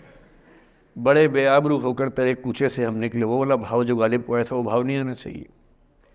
अगर कोई आपको कभी प्रपोज करे, आप लोगों की उम्र है, ये सब चलता ही होगा आप लोगों के बीच में, मैं आपके टीचर से सामने बोल रहा हूँ, लेकिन मैं ऐसा ही हूँ, मैं जानता हूँ कि आपकी उम्र में से होता होगा, सब जानते हैं तो होता ही होगा। कभी किसी से ये उम्मीद मत करना कि वो आपको पसंद करे ही करे। यदि कोई रिजेक्ट करे, बस हाँ, रिजेक्शन थोड़ा प्यार से होना चाहिए, बदतमीजी से नहीं होना चाहिए। उसके अधिकारों का उतना ही सम्मान कर रहे हैं जितना आप अपने अधिकार का सम्मान करते हैं। कि ठीक है भाई, आपको मैं पसंद नहीं, कोई बात नहीं, तू नहीं कोई और सही, कोई और नहीं कोई और सही, बहुत लंबी है जमी मिलेंगे लाख हंसी, इस ज़माने में सनम तू अकेली तो नहीं। कितने लोग हैं दुनिया में, ऐसा क्या है। और मैंने बहुत प्यारे प्यारे बच्चों को देखा रोते बिलखते हुए कि मैंने उसको प्रपोज किया, उसने मुझे मना कर दिया। अंकल, छोटे छोटे बच्चे आजकल मुझे लव गुरु मानते हैं अपने आसपास। वो मेरे पास आके ऐसी ऐसी बातें बताते हैं, बड़ी क्यूट तोतली आवाज़ में, मैंने उसको प्रपोज किया, उसने मुझे ऐसे वाली आवाज़ में एकदम रोते बिलखते हुए। तो मैं बोलता हूँ बधाई हो बहुत बहुत तुम्हें, कॉन्ग्रेचुलेशन। मैंने अपनी ज़िंदगी में ऐसे 50 मामले देखे और 50 में से कम 49 मामले में जब कहीं दिल नहीं लगा, बाद में उससे बेहतर ही व्यक्ति मिला। अगर कभी ऐसा हो ना, मन ही मन में बधाई देना अपने आप को कि बच गया। हाँ बोल देता तो फंस जाती, हाँ बोल देते तो मर जाता। और मन में भाव वही रखना है, तू नहीं कोई और सही बात खाना, स्ट्रेस नहीं लेना है। मैं जानता हूँ कि आपकी उम्र में आसान नहीं होता, आपको रात रात भर सपने आएंगे, बेचैनी होगी, करवटें बदलते रहे सारी रात हम, आपकी कसम आपकी कसम, ये सब ड्रामा होता है। ये फिल्मी गीत है, मुझे गीत कविता इतना याद है कि मुझे हर बात में वही दिमाग में आता है, मैं क्या करूँ। ये होता है आपकी उम्र में, पर वो भी एक फेज़ है। अगर ये फेज़ नहीं जिया तो भी क्या जीवन जिया। कभी कभी बेचैनी भी तो होनी चाहिए, वरना ज़िंदगी में मज़ा क्या है। अगर हर चीज़ लिनियर है, हर चीज़ फॉर्मलाइज्ड है, फिर मज़ा क्या है ज़िंदगी में। ये उठापटक, ये बेचैनी, ये घबराहट, ये तनाव, संतरास भी तो होना चाहिए कभी कभी ज़िंदगी में। इससे बुरी स्थिति तब होती है जब आप किसी रिलेशनशिप में हैं और वहाँ ब्रेकअप हो जाए, ये भी होता है। देखिए, मैं आपको बड़ी खरी खोटी सुनाने के मूड में हूँ। जिस तरह का प्रेम आप लोगों की पीढ़ी में होता है, मैं ये नहीं कह रहा कि आपकी पीढ़ी ख़राब है, हर पीढ़ी ऐसी होती है, बस ये कि आपकी पीढ़ी को सुविधाएं ज़्यादा मिल गई हैं। हमारी पीढ़ी में ना चिट्ठी लिख के भेजनी पड़ती थी, बड़ा रिस्क होता था। चिट्ठी लिखो कागज़ पे, फिर एक डाकिया ढूंढो भरोसे का, तो भरोसे वाला कुरियर बॉय या कुरियर गर्ल जाके चिट्ठी वहीं दे के आए जहाँ हमने कहा है। ये भी डाउट कहीं किसी और को दे के आ जाए। या कबूतर से बात करो, कबूतर जा जा जा, पहले प्यार की पहली चिट्ठी साजन को दिया। कबूतर का क्या भरोसा किसको दे के आ जाए। लेकिन कितना तनाव था उस ज़माने में। आपके ज़माने में क्या है, सीधे व्हाट्सएप निकाला, खटाक से भेज दिया मैसेज, और नंबर किसी से मांग लिया 1 सेकंड में। नंबर भी नहीं देना है तो किसी कौन सी ऐप होती है, मैंने सुना कुछ और ऐप्स होती है, मेरे नंबर वाली भी होती है, इंस्टा होता है, एक और भी तो कोई होती है वो जिसमें कार्टून जैसा मुंह बन जाता है, स्नैपचैट। हाँ, स्नैपचैट पे चले गए। मैंने सुना है कि उसमें नंबर भी नहीं देना पड़ता है, ऐसा कुछ चक्कर है। वहाँ ढूंढ लिया। किसी को कुछ कन्वे करना इतना आसान दुनिया में कभी नहीं हुआ था जितना आज आसान है।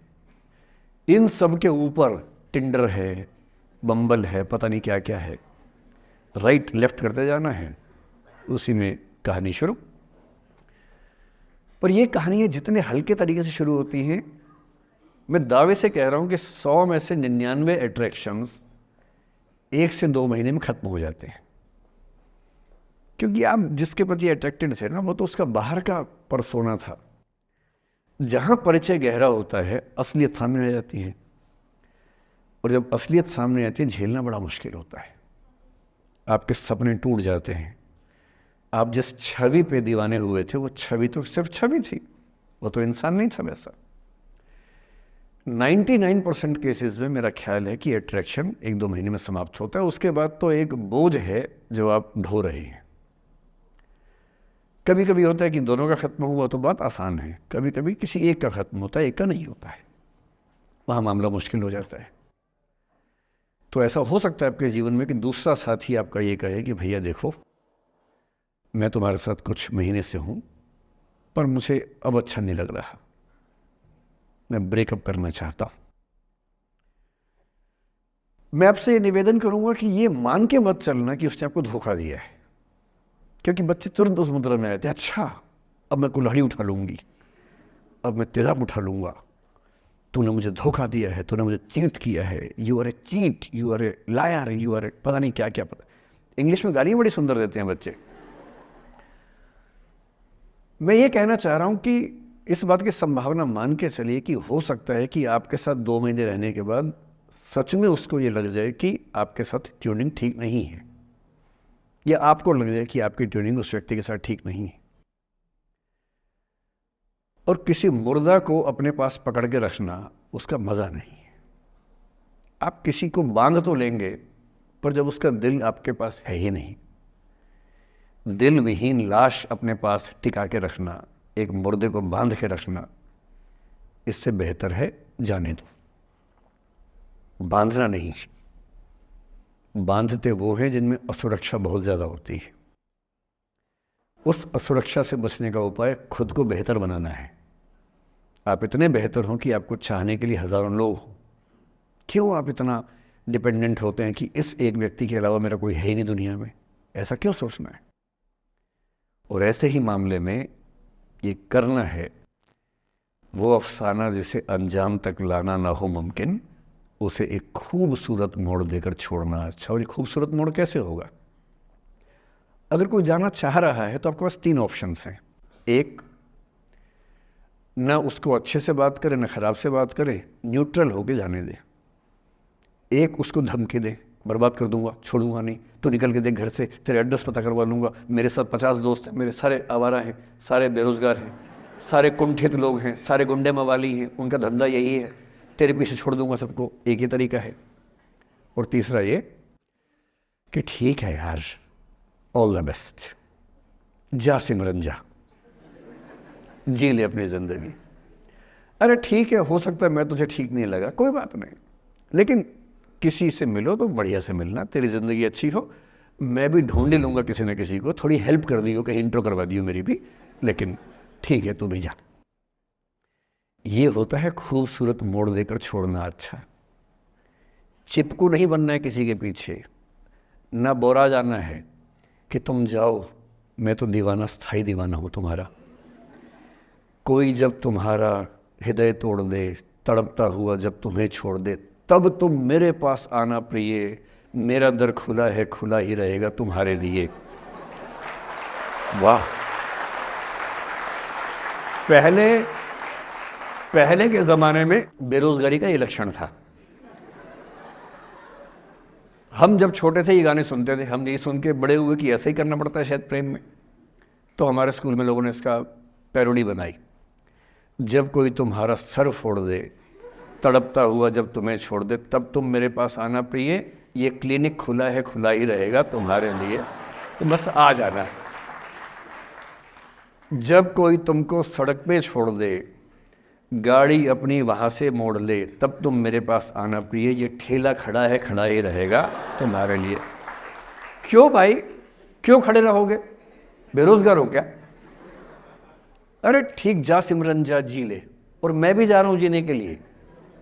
ये दीवाना नहीं बनना है कि तुम मतलब मुझे ना चाहो तो कोई बात नहीं, किसी और को चाहोगी तो मुश्किल होगी। अजीब हाल है यार, तुम ठेकेदार हो कि तेरा ठेका मेरे पास है, नहीं तो किसी के पास नहीं है।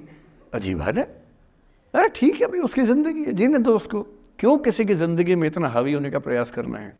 जब आप नहीं चाहते कि आपकी ज़िंदगी में कोई हावी हो, आप क्यों किसी की ज़िंदगी में इतने हावी होंगे? और जब बहुत दर्द हो ना, हमेशा दूसरे के पर्सपेक्टिव से भी सोच के देखिए कि उसको ऐसा क्यों करना पड़ा। क्या पता कोई मजबूरी हो, कभी कभी होती है। मैं बुद्ध की मजबूरी सोच के परेशान होता हूँ कई बार, और फिर मैं सोचता हूँ कि काश यशोधरा जैसा व्यक्तित्व सबका होता। बुद्ध की रियल कहानी क्या है शायद किसी को नहीं पता। मैं जिस कहानी की बात कर रहा हूँ, मैथिली शरण गुप्त नाम के एक बड़े प्रसिद्ध कवि ने यशोधरा नाम की पुस्तक में वो कहानी लिखी है, भूमिका में जिक्र किया। बुद्ध बचपन से ही थोड़े से वैरागी किस्म के व्यक्ति थे। उनकी कुंडली देख के एक ज्योतिषी ने बताया भी था। माता पिता बहुत परेशान थे, शुद्धोदन उनके पिता का नाम था। माता पिता ने बहुत कोशिश की कि इस बच्चे का मन विरक्त न हो। अच्छा महल बनवाया, सारी सुविधाएं दी। जैसे ही बुद्ध थोड़े से किशोरावस्था में आए, उस समय की दुनिया की सबसे खूबसूरत महिला से, लड़की से, यशोधरा से उसकी शादी करवा दी। यशोधरा के पिता ने काफ़ी एग्ज़ाम लिए बुद्ध जी के, वो सारे एग्ज़ाम में पास हुए, तब जाके शादी हुई, ऐसे नहीं हुई। शादी हुई तो बुद्ध भी ठीक था, रमे रहे उस जीवन में। बेटा हुआ उनका राहुल। अब बुद्ध की विरक्ति का भाव बढ़ता जा रहा था। 29 साल की उम्र के आसपास ऐसा हुआ कि उन्होंने एक मृत व्यक्ति को देख लिया, एक बूढ़े को देखा, एक भिखारी को देखा, एक बीमार को देखा। विरक्त हो गए और उनका मन हुआ घर छोड़ दूं, ज्ञान की खोज में चला जाऊं। अब ज्ञान की खोज में जाएं, उनको पता है कि भाई मेरी पत्नी भी है, मेरा बेटा भी है, राज्य भी है, कैसे छोड़ दूं? छोड़ना जरूरी है। अंदर की आवाज़ है कि छोड़ो, तुम इस चीज़ के लिए नहीं बने हो, तुम्हारा स्वधर्म कुछ और है। बाहर की जिम्मेदारी है कि छोड़ नहीं सकते। मैं अनुमान करता हूँ कि बुद्ध ने शायद अपने पिताजी से कहा हो कभी कि पिताजी मैं बहुत परेशान हूँ, छोड़ना चाहता हूँ। तो पिता ने समझा बुझा के मना किया होगा कि बेटा शोभा नहीं देता, ऐसा मत करो। हो सकता है पत्नी से भी बात की हो, पत्नी ने भी कहा हो कि ये क्या बात हुई, हम सबका जीवन तुम पे टिका है, बच्चा अभी बिस्तर से भी नहीं उतरा है, अभी तो चलना भी नहीं शुरू किया है, तुम ऐसी बात कर रहे हो। इसका जिक्र नहीं मिलता इतिहास में कि ये बात हुई कि नहीं हुई। और एक दिन बुद्ध ने तय किया और वो आधी रात को पत्नी और बेटे को सोता हुआ छोड़ के चले गए। इसको बौद्ध परंपरा में महाभिनिष्क्रमण कहते हैं। बुद्ध का अपने घर से निकल जाना। अब बुद्ध चले गए, लेकिन मैथिली शरण गुप्त यशोधरा के पर्सपेक्टिव से बुद्ध को देख रहे हैं। यशोधरा बहुत परेशान है, भाई पति चला गया है, बच्चे का पिता चला गया, मजाक थोड़ना है। राजा परेशान है कि उनका उत्तराधिकारी चला गया है। यशोधरा इतनी परेशान है, बहुत लंबे समय तक छंद आते रहते हैं कि वो कितनी बेचैन है, कितनी परेशान है। लेकिन यशोधरा की सबसे बड़ी परेशानी इस बात से नहीं कि बुद्ध चले गए, इस बात से है कि बिना बताए चले गए, भरोसा नहीं किया। और वो अपनी सहेली से कहती है, सिद्धि हेतु स्वामी गए, यह गौरव की बात। मुझे गर्व है कि मेरा पति इतने महान काम के लिए गया है। सिद्धि हेतु स्वामी गए, यह गौरव की बात, पर चोरी चोरी गए, यही बड़ा व्याघात। सखी वो मुझसे कहकर जाते, कह तो क्या वो मुझको अपनी पथ बाधा ही पाते। क्या मैं रास्ता रोकती उनका? उसके मन में ये मलाल है कि बिना बताए चले गए। वो इस भाव को लेट गो नहीं कर पा रही है, परेशान है। फिर बुद्ध को ज्ञान मिला। 6 साल की तपस्या के बाद बोधगया में बोधि वृक्ष के नीचे ज्ञान मिला। बात फैल गई। जो 5 शिष्य बुद्ध को छोड़ के भाग गए थे उनके बुरे वक्त में, उन्हीं 5 को बुद्ध ने सबसे पहले ज्ञान दिया सारनाथ में, जिसको धर्मचक्र प्रवर्तन कहते हैं। बुद्ध की ख्याति बढ़ने लगी। शुद्धोदन ने बुद्ध के पास, अपने बेटे के पास कई लोगों को भेजा ये कहने के लिए कि भाई यहाँ भी तो आओ, हमसे भी तो मिलो। बुद्ध का ऐसा प्रताप था कि जो उनके पास जाता वो बुद्धम शरणम गच्छामि हो जाता, वापस ही नहीं आता। तो फिर शुद्धोदन ने बुद्ध के बचपन के एक दोस्त को ये कह के भेजा, भैया मैं जानता हूँ तुम वापस नहीं आओगे, पर प्रभावित होने से पहले बोल देना कि पापा याद कर रहे थे। तो वो गया, उससे वायदा निभाया, हो तो गया, बुद्ध के संग में दीक्षित हो गया, पर वायदा निभा दिया। तो बुद्ध ने कहा ज़रूर जाऊंगा, पिताजी की आज्ञा है तो जाऊंगा ही जाऊंगा। बुद्ध पहुंचे अपने कपिलवस्तु, जो अपना इलाका था वहां पहुंचे। पूरे कपिलवस्तु में, नेपाल सिद्धार्थनगर से नेपाल जाएंगे तो नेपाल बॉर्डर पे ही कपिलवस्तु है। मैं देखने गया था वो जगह जहाँ बुद्ध पैदा हुए थे, बड़ा सुंदर स्थान है, आप भी जाकर देखें कभी। तो बुद्ध पहुंचे रात को, एक धर्मशाला में रुके। अब वहाँ हल्ला मच गया कि राजा का बेटा धर्मशाला में। बुद्ध ने कहा भाई मैं देखो राजा का बेटा बन के नहीं आया हूँ, मैं बुद्ध बन के आया हूँ। सुबह उठ के भिक्षा मांगने लग गए उस इलाके में, अपने ही पिता के राज्य में। पिता ने सिर पीट लिया कि भाई क्या कर रहे हैं। फिर बुद्ध ने सूचना भिजवाई कि मैं बुद्ध हूँ, बेटा हूँ संयोग से, ठीक है मैं आ रहा हूँ मिलने के लिए, पर मैं बुद्ध होके आया हूँ, मेरी चर्या है, नियम है, मैं भिक्षा से ही जीवन जीता हूँ अपना। ठीक है, पिताजी ने कहा चल कोई बात नहीं। फिर बुद्ध गए पिता से मिलने, पिता से मिले, सबसे मिले, भरी सभा में। लेकिन यशोधरा नहीं आई मिलने के लिए, लेट गो नहीं कर पा रहे थे। उसके मन में दर्द था, छुप के क्यों गया, बता के जाता। बुद्ध ने पूछा पिता से कि यशोधरा कहाँ है, तो बोले कि वो कह रही है कि अगर बुद्ध मिलना चाहेंगे तो खुद ही मिलने आएंगे मुझसे, मैं क्यों जाऊंगी भाई, आत्मसम्मान भी तो कोई चीज़ है, मैं क्यों मिलने जाऊंगी। तो बुद्ध मिलने गए। सोचिए कमरे में यशोधरा बैठी है, राहुल साथ में। अब राहुल थोड़ा सा बड़ा हो गया है, 6-7 साल का है। बुद्ध गए हैं। अब आपके मन में आ रहा है कि बुद्ध वहाँ जाके बोलेंगे सॉरी मैंने गलत किया, I hurt you, I really feel sorry. बुद्ध है वो बुद्ध, वहाँ जाके क्या बोल रहे पता है, भिक्षाम देहि, भिक्षा दो। और यशोधरा कितनी महान महिला रही होगी, उसने अपने बेटे का हाथ बाप के हाथ में दे दिया। लेट गो का इससे महान उदाहरण दुनिया के इतिहास में नहीं है कि चलो आखिर तुमने आके झुक के कुछ मांगा तो सही। उसकी जितनी ईगो थी, अहंकार था, सब विगलित हो गया। और जो औरत परेशान थी कि मुझसे बिना बताया गया, उसने अपने बेटे को दे दिया कि इसको लेके जाओ, क्योंकि मैं जानती हूँ कि तुम महान काम कर रहे हो, और तुम महान काम कर रहे हो तो मैं क्यों बीच में आऊँगी भाई। मेरा पति महान काम कर रहा है तो मुझे खुशी होनी चाहिए, और तुम्हारी उस खुशी में मैं क्यों पीछे हटूँ। बस मुझे भरोसे में लेके जाते तो और खुश होती। ऐसी दूसरी कहानी राधा जी की है। राधा जी आप जानते हैं कृष्ण उनसे बहुत प्रेम करते थे, वो कृष्ण से प्रेम करते थे, उनका विवाह नहीं हो पाया, अलग बात है। लेकिन हमारी परंपरा में प्रेम का जो पराकाष्ठा है ना प्रेम का चरम, वो तो कृष्ण राधा का है। मतलब राधा कृष्ण का प्रेम एक खास किस्म का प्रेम है, जहाँ विवाह के बंधन के न होने पर भी प्रेम का चरम रूप होता है। राम और सीता का प्रेम गार्हस्थ्यिक प्रेम का चरम रूप है कि पति पत्नी का प्रेम कितना शानदार हो सकता है। वो देखना हो तो राम सीता का प्रेम देखिए, विशेष रूप से तुलसीदास जी के यहाँ देखिए। और वैसे जो प्रेम होता है वो देखना हो तो राधा कृष्ण का प्रेम देखिए। पर इंटरेस्टिंग है, ये सारे जो हमारे धर्म के चरित्र हैं ये समय के साथ चेंज होते गए हैं। राम बदले हैं, कृष्ण बदले हैं, राधा बदली हैं, सब बदले हैं। एक कवि थे सूरदास, भक्ति काल में 16वीं सेंचुरी, आप मोटा मोटा ध्यान में रखिए। कृष्ण को, आपने वो कहानी सुनी होगी, कृष्ण तो अपने घर में थे, कंस को मारने के लिए वो पैदा हुए थे। कंस को पता लगा तो कंस ने अपने एक सहयोगी अक्रूर, जो कि श्वफल्क के पुत्र थे, उनसे कहा कि जाओ और कृष्ण को लेके आओ, यही मारेंगे। उसको पता नहीं था क्या होगा बाद में। आदमी कॉन्फिडेंस में ऐसी गलतियाँ करता ही है, तो वो सुपर कॉन्फिडेंट था, बुलवाया कृष्ण को। कृष्ण तो इसी काम के लिए आए थे, समझ गए कि बुलावा आ गया है, अब इससे काम निपटाना है, चलते हैं। राधा और गोपियाँ कृष्ण के बिना रह नहीं सकती थी।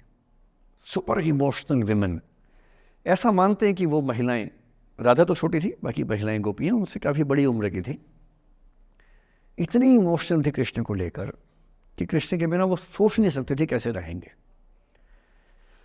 पर वो जिस काम के लिए आए थे धरती पर, वो तो करना ही था। तो अक्रूर आए, अक्रूर ने बताया कि ऐसे ऐसे आया हूँ, ले जाना है। तो कृष्ण और बलराम चले गए। इधर कृष्ण गए, उधर गोपियों का रो रो के हाल बुरा, राधा का हाल बुरा। ऐसी दीवानगी आजकल की फिल्मों में आप सोच नहीं सकते, ऐसी दीवानगी थी उस जमाने में उनके बीच में। और जब आदमी का प्रेम हाथ से निकलता तो वो बेचारा कितना कमजोर हो जाता है। राधा जी की हालत सोचिए। सूरदास कह रहे हैं, अति मलिन वृष भानु कुमारी, हरिश्रम जलु अंतरतन भीजे, ता लालच न धुआवती सारी। कि वृष भानु की कुमारी, वृष भानु मतलब राधा के पिता, वृष भानु की बेटी राधा इतनी कमजोर हो गई है, इतनी मलिन हो गई है। हरिश्रम जलु अंतरतन भीजे, कृष्ण के पसीने की कुछ बूंदें उसके ऊपर गिर गई थी, उसकी साड़ी में लगी हुई हैं। ता लालच न धुआवती साड़ी, इस लालच से साड़ी धुलवा नहीं रही है। और जब से कृष्ण गए हैं कपड़े तक नहीं बदलना चाह रही है कि इस कपड़े में मेरे प्रिय की याद है। खाती नहीं है, इतनी कमज़ोर है, हिल नहीं पाती है। एक और कवि हुए, वो तो इतने आगे बढ़ गए, बिहारी नाम के कवि थे। उनकी नायिका तो लगता है कि घड़ी का पेंडुलम है। सांस लेती है तो 4-5 कदम 6-7 कदम पीछे चली जाती है, सांस छोड़ती है तो आगे आ जाती है। सांस की हवा से ऐसा हो रहा है। इत आवत चली जात उत चली 6-7 अखात, चढ़ी हिंडोरे सी रही लगी उसासनी साथ। कि इधर आती है उधर जाती है, 6-7 हाथ इधर 6-7 हाथ उधर, सांस लेती है तो यहाँ, छोड़ती है तो वहाँ, जैसे झूला झूल रही हो। पर ये रीतिकाल के कवि हैं, उनका अलग टेस्ट है, हम सूरदास पे बात कर रहे हैं। राधा इतनी परेशान है। अच्छा, जब आदमी परेशान होता है ना, जब उसका ब्रेकअप टाइप का होता है कि कोई गया है वापस ही नहीं आ रहा, कृष्ण ने कहा था कि बस जा रहा हूँ, काम निपटा के आता हूँ। उनके मन में था क्या काम निपटाना है, काम निपटा भी दिया। अब कंस के बाद सवाल है कि मथुरा का साम्राज्य कौन संभाले। उसको एक स्ट्रक्चर बनाने के लिए कृष्ण को लगा कि मुझे यहाँ रह के सिस्टम को ठीक करना चाहिए, उसके बाद लौटना चाहिए। तो वो रुक गए वहाँ पर, राज्य का काम भी तो करना ही था। पर प्रेमी व्यक्ति को सब समझ नहीं आया, तो फिर लगता कि नहीं मेरे पास आओ, बाकी सब बेकार की बातें हैं, मेरे पास आओ। कृष्ण आ नहीं रहे। यमुना के इधर कृष्ण है, यमुना के इधर गोपियाँ हैं, पर आत्मसम्मान भी तो है। एक आलोचक ने कहा कि नाव में बैठ के चली जाती। आत्मसम्मान होता है प्रेम में कि मैं क्यों जाऊं, बिना बताए क्यों चले गए, बता के जाते। तो राधा वेट करिए। राधा के मन में क्या आ रहा है, उनको लग रहा है कि ऐसा तो नहीं कि मैंने ही कुछ गलती कर दी हो। जब कोई व्यक्ति दूर चला जाता है ना, बाकी लोग सोचते हैं कि कहीं मुझसे तो गलती नहीं हो गई। और राधा अपनी एक सहेली से बोल रही, गोपी से, मेरे मन इतनी सूढ़ रही, एक दिवस मेरे गृह आए मैं ही मस्ती दही, देखी तिन्हें हों मान कियो सो हरि गुसा गही। पगला सी गई है, बोरा सी गई है। सहेली से क्या बोल रही है? हे सहेली, मुझे पता है क्या लग रहा है, मुझे लगता है कि मुझसे ही गलती हुई है।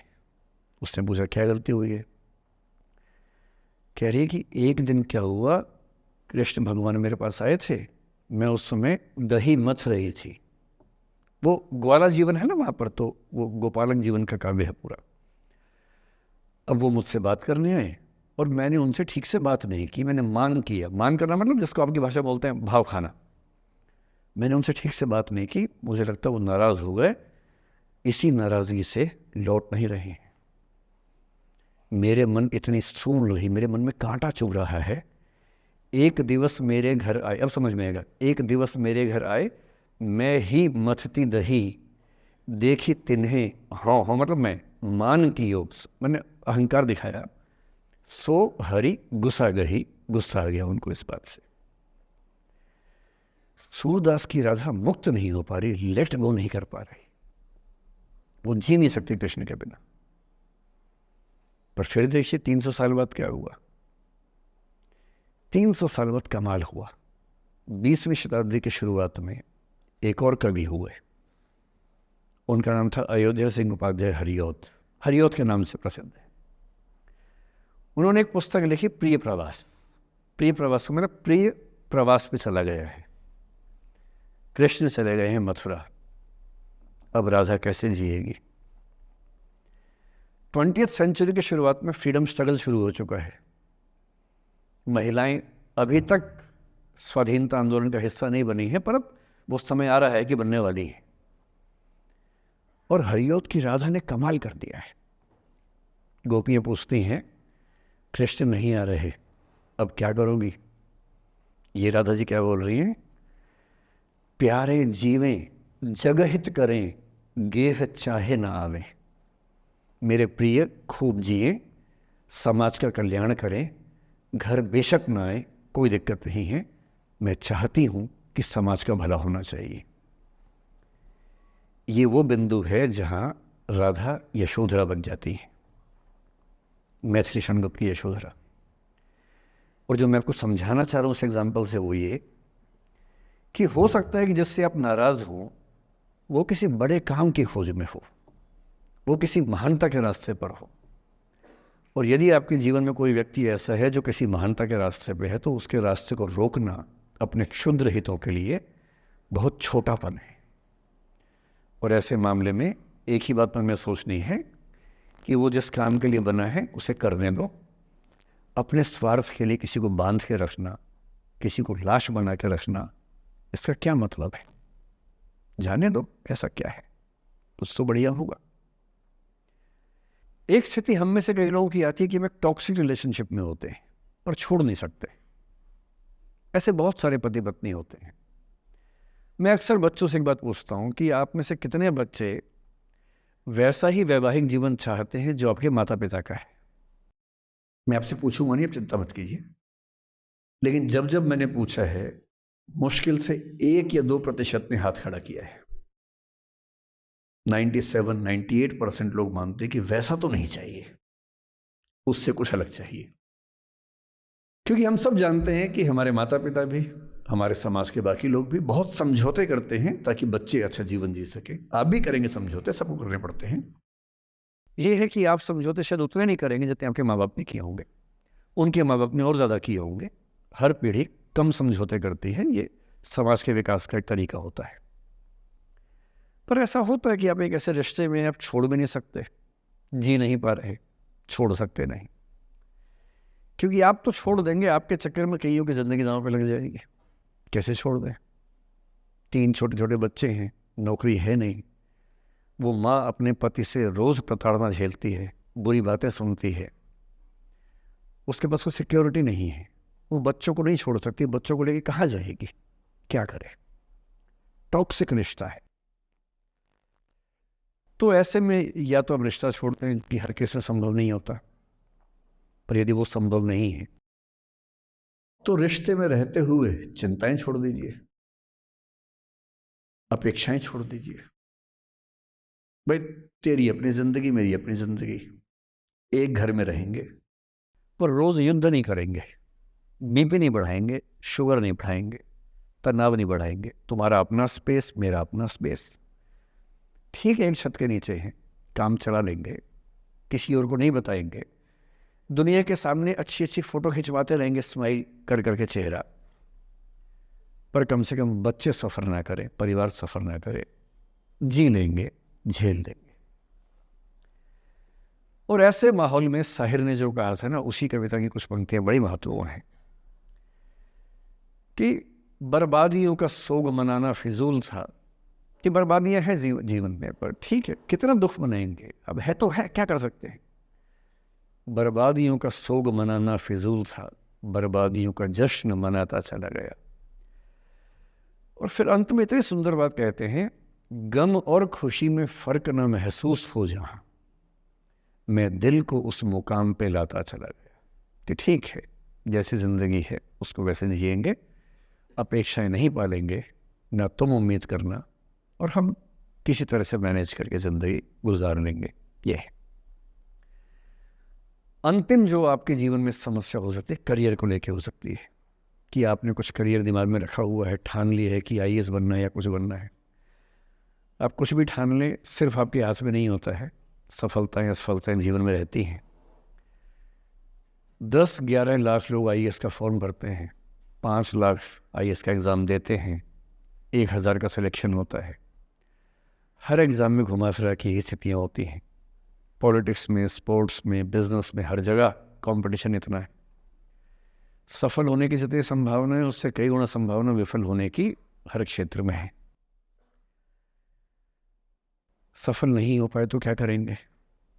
और मैंने ऐसे लोगों को देखा है कि आईएएस नहीं बन पाए 20 साल पहले, और 20 साल से रोज़ घुट रहे हैं कि आईएएस नहीं बन पाए। रात दिन यही ख्याल होता है कि आईएएस नहीं बन पाए, या पीसीएस नहीं बन पाए, या कुछ खास सोचा था जो नहीं कर पाए। तो मैं आप लोगों से निवेदन करूँगा कि यदि आपकी आर्थिक पृष्ठभूमि ऐसी नहीं है कि जो बहुत मजबूत हो, तो हमेशा एक बैकअप ऑप्शन ज़िंदगी में लेके चलिए। किसी करियर को दिमाग पे इतना हावी मत होने दीजिए कि वो नहीं मिलेगा तो कुछ नहीं होगा। आप उस दौर के व्यक्ति हैं जहाँ इतने ऑप्शंस दुनिया में हैं जितने कभी नहीं थे। इतने ऑप्शंस हैं, बस एक ठीक ठाक सा व्यक्तित्व बना लीजिए, एक ठीक ठाक सा कॉन्फिडेंस रखिए अपने ऊपर।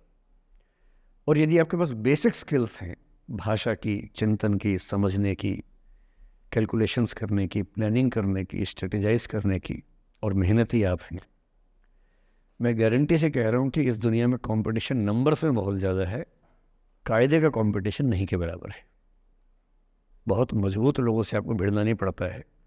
भिड़ते हैं 5 लाख से, पर उन 5 लाख में कुछ ही हैं जो भिड़ने लायक हैं।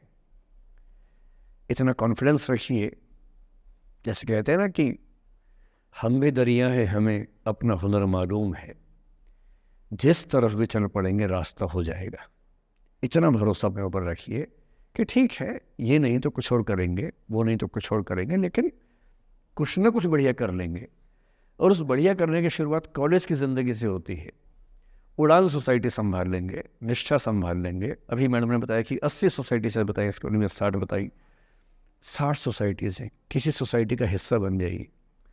ये सोसाइटीज़ का हिस्सा बनने का असली पर्पस क्या है? इसी बहाने एक्सपोजर मिलता है, आप कुछ करते हैं, मंच पे आते हैं, लोगों से मिलना जुलना होता है, स्किल्स डेवलप होती हैं, और अंत में जो जीवन में काम आता है, यही स्किल्स काम आते हैं। और यदि वो स्किल्स हमने डेवलप कर लिए, और वो स्किल्स पढ़ाई से नहीं आती हैं, जो क्लासरूम के अंदर की पढ़ाई है वो सबसे कम महत्वपूर्ण चीज़ होती है कॉलेज में। कॉलेज में सबसे ज़्यादा महत्वपूर्ण है ये अपॉर्चुनिटीज़, लोगों से बात करना, कुछ ऑर्गेनाइज करना, कहीं फेल होना, कहीं पास होना, वो सब करते रहिए। और मैं दावे से कह रहा हूँ कि इस दुनिया में कंपटीशन कहने के लिए ज़्यादा है, दरअसल ज़्यादा नहीं है। पूरी बात का सार ये है कि किसी की भी ज़िंदगी फ्लैट नहीं होती है, उसमें कर्व्स आते रहते हैं, ऊंच नीच सबकी ज़िंदगी में आती है। मैंने भी कम नहीं झेली है, आज मैं यहाँ खड़ा हूँ ऐसे नहीं खड़ा हूँ, कुछ तो झेला ही होगा, मैंने भी ठीक ठाक झेला है। जिस उम्र में आप मौज मस्ती करते हैं, मैंने उस उम्र में कैलकुलेटर बेचे हैं, मैं सेल्समैन रहा हूँ 17 की उम्र में। और मैं बिजनेस फैमिली से नहीं हूँ। बिजनेस फैमिलीज में बच्चों को 17 में काम पे लगा देते हैं। मैं तो नौकरी पेशा परिवार से था, कुछ समस्याएं थी तो सेल्समैन बन के घर घर में जाके बेचना पड़ता था। तौहीन भी होती थी, लोग धिक्कारते भी थे, मजाक भी उड़ाते थे। वो समझे ना है, अपना खर्चा 17 की उम्र से खुद उठाया है, क्योंकि घर में दिक्कत थी। तो क्यों मांगू मैं घर से पैसे भाई, जब मुझे पता है कि मेरे घर में दिक्कत थी उस समय, क्यों मांगू? आपकी जिंदगी इस दुनिया के करोड़ों अरबों लोगों से बेहतर है, कुछ एक लोगों से खराब है। केवल उन कुछ एक पे ध्यान मत दीजिए, उन करोड़ों पे भी ध्यान दीजिए जिनसे अच्छी आपकी जिंदगी है। और इतनी कुव्वत आपके अंदर है, आप इस देश के सबसे अच्छे विश्वविद्यालयों में से एक, दिल्ली विश्वविद्यालय के सबसे अच्छे कॉलेजेस में से एक हंसराज कॉलेज में विद्यार्थी हैं। ये मजाक नहीं है, आप इस देश के एलीट हैं, एलीट। इस कॉलेज और यूनिवर्सिटी का नाम बोलते ही कितने बंद दरवाजे खुल जाते हैं आपको अंदाजा नहीं है, आगे जाके समझ में आएगा। बस इतना करना है कि जब जब जिंदगी नीचे की तरफ जाए थोड़ा सा हौसला बना के रखिए। कुछ ही दिन की बात होती है, हर चीज़ कुछ ही दिन की होती है। बहुत अच्छे वक्त में और बहुत बुरे वक्त में एक ही वाक्य कॉमन याद रखिए, कुछ दिनों की बात है, ये वक्त गुजर जाएगा।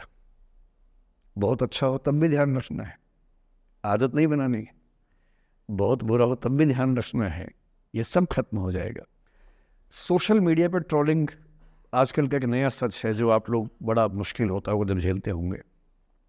आपने एक फ़ोटो अपलोड की, कोई लाइक ही नहीं कर रहा, आप बार बार देखने घूमोगे लाइक किया कि नहीं किया। दोस्तों को फ़ोन कर रहे हैं, लाइक कर तो लाइक कर, तो भी लाइक कर, चल 5 लाइक करवाए, 8 लाइक करवाए, नहीं लाइक हो रहा। फिर आपने कुछ ऐसा बोला, किसी ने उसकी छोटी सी क्लिप काट के चला दी और आप अचानक सबकी नज़रों में किरकिरी बन गए। गालियाँ पड़ रही हैं, आलोचनाएं हो रही हैं, लाखों लोग फतवे जारी कर रहे हैं आपके ऊपर। इतनी बेचैनी होती है इस दौर में। पहले के दौर में ये नहीं था, आपने कहीं कुछ बोला खत्म हो गई बात। अब किसी ने रिकॉर्ड कर ली, सोशल मीडिया पे आ गई, खत्म ही नहीं हो रहा। राइट टू बी फॉरगॉटन हमारे देश में है नहीं, और प्रैक्टिकली संभव भी नहीं है। कैसे आप उसको अप्लाई करेंगे? आप कभी ना कभी कुछ ऐसा बोलेंगे, या तो गलत बोलेंगे या उसमें से कोई क्लिप कोई काटेगा, इतनी गालियाँ पड़ेंगी और पहली बार जीना मुश्किल हो जाता है। मैंने आज से 7-8 साल पहले 1.5 साल तक एंग्जाइटी की दवाइयाँ खाई हैं, जबकि मैं बहुत ही मस्त वाला किस्म का आदमी हूँ, मैंने खाई हैं।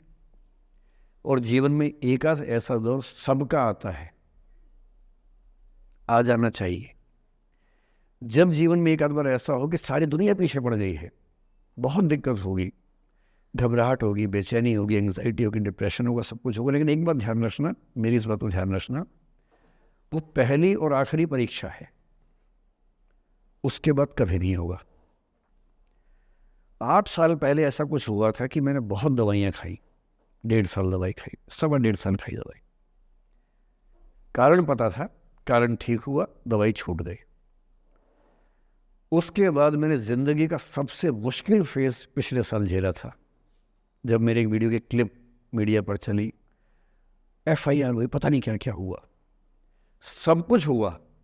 पर मैं आपके सामने बहुत ईमानदारी से कह रहा हूँ, मुझे तनाव नहीं हुआ, डिप्रेशन नहीं हुआ, एंग्जाइटी नहीं हुई, क्योंकि मैं पहले झेल चुका था। अब पिछले 7 दिन से मेरी 5 साल पहले की एक क्लिप चला रहे हैं वीडियो आजकल। 2019 के इलेक्शन से पहले जनवरी में मैं क्लास लेते हुए कह रहा हूँ कि अब इलेक्शन का टाइम आ गया, अब मंदिर का तमाशा शुरू हो जाएगा और ये पॉलिटिक्स के मामले हैं, सब बेकार की बातें। उस समय ना सुप्रीम कोर्ट का जजमेंट आया था, ना कुछ और हुआ था। आज मेरा बड़ा सीधा स्टैंड है कि जब सुप्रीम कोर्ट की कॉन्स्टिट्यूशन बेंच ने 5-0 से सहमति दी है और उसके बाद कॉन्स्टिट्यूशन तरीके से मंदिर बन रहा है, मैं कौन होता हूँ नाराज़ होने वाला? मुझे क्यों खुश नहीं होना चाहिए? दुनिया में हर धर्म के ईश्वरों के नाम पर मंदिर हैं, उनके जन्म स्थान पर मंदिर हैं, मेरे धर्म में क्यों नहीं होना चाहिए? मुझे क्यों परेशान होना चाहिए? और कुछ लोग पिछले 7 दिन से 5 साल पहले की क्लिप चला रहे हैं। मेरी टीम परेशान है, मैं परेशान नहीं हूँ। मुझे भेजते हैं कि सर ऐसे हो गया, सर इतनी वीडियो चल रहे हैं। मैं सुनता हूँ पर तनाव नहीं होता है, क्योंकि मुझे पता है कि किसी दिन किसी मंच पर हो, जैसे आज मैंने बात बोल दी, कहीं और बोल दूँगा, बात खत्म हो गई। कितना लोड लेंगे? और आप लोड लेते रहेंगे तो दुनिया देती रहेगी। दुनिया के पास बहुत है देने के लिए, वो हमेशा देते रहेंगे। खुद को ऐसा फूल प्रूफ बना लीजिए, शील्ड बना लीजिए अपने आसपास कि तनाव आता है, फिसल के निकल जाता है, और अगर आप तनाव झेलने के लिए समर्थ हो जाते हैं, लेट गो कर देते हैं, मैं दावे से कह रहा हूँ, सफल कितने होंगे मुझे नहीं पता, ज़िंदगी आपकी शानदार होगी, ये मैं गारंटी दे रहा हूँ। और जब जब बुरा अनुभव हो, जब जब जीवन में बुरा अनुभव हो, सबको होता है, आपको भी होगा, जब जब बुरा अनुभव हो, मेरा सूत्र वाक्य है, जो मेरे व्हाट्सएप का स्टेटस भी है परमानेंट, मेरे दिल में गुथा हुआ है, दिल पे छपा हुआ है, सबको बोलता हूँ, हर क्लास में बोलता हूँ, आपको भी बोल रहा हूँ, एक लाइन याद रखना, क्यों डरे जिंदगी में क्या होगा, कुछ ना होगा तो तजुर्बा होगा, उससे बड़ा कुछ नहीं है। अब मैंने ठीक ठाक टॉर्चर कर लिया है बच्चों पर, इससे ज़्यादा करना शोभा नहीं देता। इसके साथ ही बात समाप्त करता हूँ। बहुत बहुत धन्यवाद सुनने के लिए। So now it's our time to finally have a positive Q&A session with sir. Sir first of all I thank you so much, और you motivate us so much sir. मैं जब भी मतलब अगर लाइफ में कुछ भी प्रॉब्लम आ रही होती है तो यूट्यूब पे सबसे पहले यही देखती हूँ कि सर की कुछ ना कुछ वीडियो उस टॉपिक पे पक्का मिलेगी, जिससे कुछ ना कुछ सॉल्यूशन ज़रूर होगा। आज जो आपने जो कुछ भी बोला, I am so motivated of it, and this society people give me a question to ask, ये इन्हीं लोगों में से किसी एक का क्वेश्चन है। So I'd like to ask sir, I try every day to study with the same enthusiasm, and every second day I feel exhausted and not able to complete the study target. What should I do? So first of all, thank you for saying me thank you. And as far as the question is concerned, I don't know whose question is this, but whosoever has sent the question. जब आप ये कहते हैं कि मैं रोज़ उतना पढ़ नहीं पाता हूँ, इसके बुनियादी तौर पर 2-3 रीजंस हो सकते हैं। पहली बात तो कोई भी नहीं पढ़ पाता है, मैं भी नहीं पढ़ पाता हूँ उतना। हम लोग प्रिटेंड करते हैं कि हम बहुत पढ़ते हैं। ईमानदारी की बात है कि मैं आज तक कभी भी 1 घंटे से ज़्यादा एक साथ नहीं पढ़ पाया हूँ, और मैंने ठीक ठाक पढ़ाई की है वैसे, है ना, आप भरोसा कर सकती हैं इस बात पे। एक तो अपने आसपास ऐसे लोगों से बचिए जो बार बार दबाव बनाए कि मैं तो बहुत पढ़ता हूँ, तो कितना पढ़ती है। आप कितने घंटे का टारगेट लेके चल रहे हैं, एक प्रॉब्लम ये भी हो सकती है। आपकी उम्र में कॉलेज के अलावा अगर आप 3-4 घंटे पढ़ लेते हैं तो पर्याप्त है। कॉलेज के 3 साल सिर्फ पढ़ाई के लिए नहीं है, पढ़ाई से ज़्यादा सीखने के साल हैं, मंच पे आने के साल हैं। दोस्तों के साथ फिल्म देखिए, दोस्तों के साथ आउटिंग पे जाइए, रेस्टोरेंट में बैठ के खूब बकवास कीजिए उनके साथ। उसमें जो सीखेंगे वो केवल पढ़ाई से नहीं सीखेंगे। तो दिन में 3-4 घंटे बहुत होते हैं। और बाकी मैं एडवाइस करता हूँ बच्चों को कि बहुत सारी एक्टिविटीज़, जिसमें से एक एक्टिविटी चाय की दुकान पे दोस्तों के साथ बैठना, 1 घंटे बात करना भी शामिल है। पर्सनैलिटी ग्रूमिंग के लिए बहुत ज़रूरी है। फिर आप लोगों की उम्र में इमोशंस थोड़े उठापटक होती रहती है। अगर आप महीने के 30 दिन में से 6-7 दिन बीच में नहीं पढ़ पाते डिस्टर्बेंस से, तो इसका मतलब है कि आप दिमागी तौर पर एकदम ठीक हैं। चिंता उनकी है कि जो रोज़ पढ़ रहे हैं। इसका मतलब वो अपनी उम्र में जी नहीं रहे, वो किसी और उम्र में जी रहे हैं। तो ठीक है, कभी कभी डिस्टर्बेंस आएगी, उसको एंजॉय कीजिए। डिस्टर्बेंस बस सुंदर प्यारी होनी चाहिए, इतना ध्यान रखिए, है ना। जिसकी वजह से नींद उड़ी हुई है वो अच्छा होना चाहिए, बाकी तो ठीक है। नमस्ते sir, thank you sir for this session sir. I extend my gratitude sir, it was an honour to listen you sir. Sir मेरा आपसे सवाल होगा कि कई एक आध एग्जाम्पल होंगे सर जहां आपने लेट गो किया होगा, आप अपने जीवन में भी किसी चीज़ में लेट गो किए होंगे, तो कोई एक आध ऐसा एग्जाम्पल आप शेयर करना चाहे जिससे हमें भी प्रेरणा मिले। मैं बताता हूँ आपको। जो मैंने कहा कि 7-8 साल पहले मैं थोड़ा एंग्जाइटी का शिकार हुआ, कई कारण थे, पर उसमें 2-4 लोग ऐसे थे जिन्होंने मेरा जीना मुश्किल कर दिया था उस समय। मतलब उन्होंने कर दिया, मैंने करवा भी लिया। अब तो मैं करवाता ही नहीं, तब मैंने करवा लिया था। अजीब किस्म के लोग, पीछे पड़ के रात दिन 24 घंटे तनाव देते रहना बिना किसी बात के, कोई वजह भी नहीं थी ऐसी। मैं बड़ा परेशान रहा। फिर बाद में परिस्थितियाँ बदल गई, मैं ठीक हो गया, मेरी स्थितियाँ ज़्यादा बेहतर हो गई। तो उन दिनों मैंने एक रहीम का दोहा पढ़ा, वो मेरे जीवन का उसूल बन गया उसके बाद से। एक दो बार मेरे मन में आया कि मैं भी दुश्मनी कर लूं और दिखा दूं, और मेरे पास ताकत उनसे ज़्यादा थी उस समय भी, आज भी है। पर अगर मैं किसी के उकसाने पे उसके जैसा हो गया तो जीता तो वही। जब मैं ही नहीं रहा तो फिर तो कोई और लड़ रहा है, मैं रहा ही नहीं, वो जीत जाएगा। मेरी असली कश्मकश ये थी कि बिना उसके जैसा हुए इस चीज़ से बाहर निकलना है। ये कुछ वैसे कि आप सड़क पे जा रहे हैं, कीचड़ में सूअर लोटा हुआ है, उछल उछल लौट रहा है, आपके सफ़ेद कमीज पे छींटा पड़ गया। अब दो ऑप्शंस हैं, या तो हिसाब बराबर करने के लिए उतर जाइए, उसको आप कैसे गंदा करोगे, वो तो पहले ही मस्त है उसी गंदगी में, उसका तो स्वभाव है। आपका एक छींटा है, आप पूरी कमीज गंदी कर लेंगे वहाँ जाके। तो सबसे अच्छा क्या है, वहाँ से निकल जाना, लेट गो कर देना। तो मैंने रहीम का एक दोहा अपना सार बना लिया, रहीमन ओछे नरन सो बैर भली ना प्रीति। रहीमन ओछे किस्म के लोगों से ना बैर अच्छा है ना प्यार अच्छा है। काटे चाटे श्वान के दुह भांति विपरीति। कुत्ता काटे तो दिक्कत, कुत्ता चाटे तो दिक्कत। तो मेरा उसूल क्या है, इस तरह के लोगों से ना दोस्ती ना दुश्मनी, ना दिल में ग्रजेस रखने हैं कि हिसाब बराबर कर दूंगा, हरा दूंगा, रखना ही नहीं। और मेरी अब ठीक ठाक दोस्ती तो क्या होगी, मतलब जब हम मिलते हैं बड़े प्यार से मिलते हैं, मुझे दिक्कत है ही नहीं, नाराज़गी भी नहीं है। मुझे लगता है कि वो अपना धर्म निभा रहा था, मैं अपना निभा रहा हूँ। और अगर मैं दुश्मनी पाल लेता, अपना बीपी बढ़ाता, डायबिटीज़ करवा लेता, मैंने पाला ही नहीं, ना मैं पालता हूँ। और भी ऐसे कई इंस्टांसेस हैं जहाँ दुश्मनी करने का पूरा स्कोप था, पर मैं दुश्मनी करता नहीं, मुझे शौक ही नहीं दुश्मनी करने का। मेरा दुनिया में एक भी दुश्मन नहीं है, मतलब मैं कईयों का हूँ, मेरा एक भी नहीं है। जो मुझे अपना दुश्मन मानते हैं वो मेरे दुश्मन नहीं है, मेरे लिए वो परिचित हैं, जो मित्र हो सकते थे या हो सकते हैं। फिलहाल मित्र नहीं है, लेकिन दुश्मनी नहीं है। और अगर दुश्मनी कभी हो भी जाए ना, ये ध्यान रखना है कि बाद में दोस्ती हो सकती है। बशीर बद्र ने कहा है, दुश्मनी जमकर करो लेकिन ये गुंजाइश रहे, गर कभी हम दोस्त हो जाएं तो शर्मिंदा ना हो। ये मैं ध्यान रखता हूँ हमेशा।